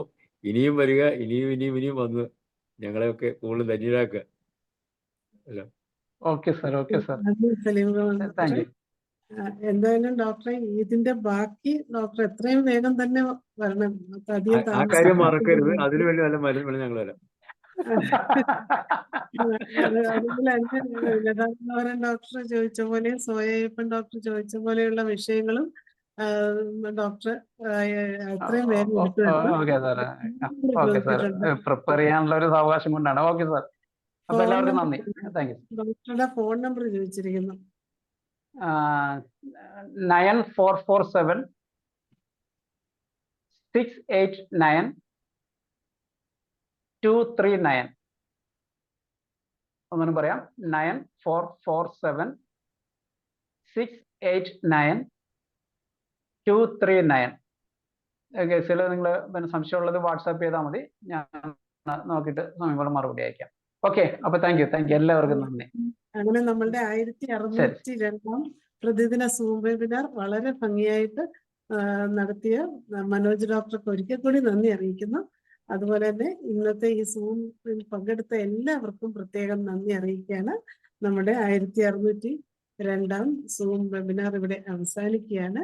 ഡോക്ടർ എത്രയും വേഗം അടുത്ത് ഇതിന്റെ ബാക്കി ക്ലാസ്സുമായിട്ട് വരുമെന്നുള്ള പ്രതീക്ഷയോടെ ഈ ക്ലാസ് അവസാനിപ്പിക്കുകയാണ്. എല്ലാവർക്കും ശുഭരാത്രി. Thank you.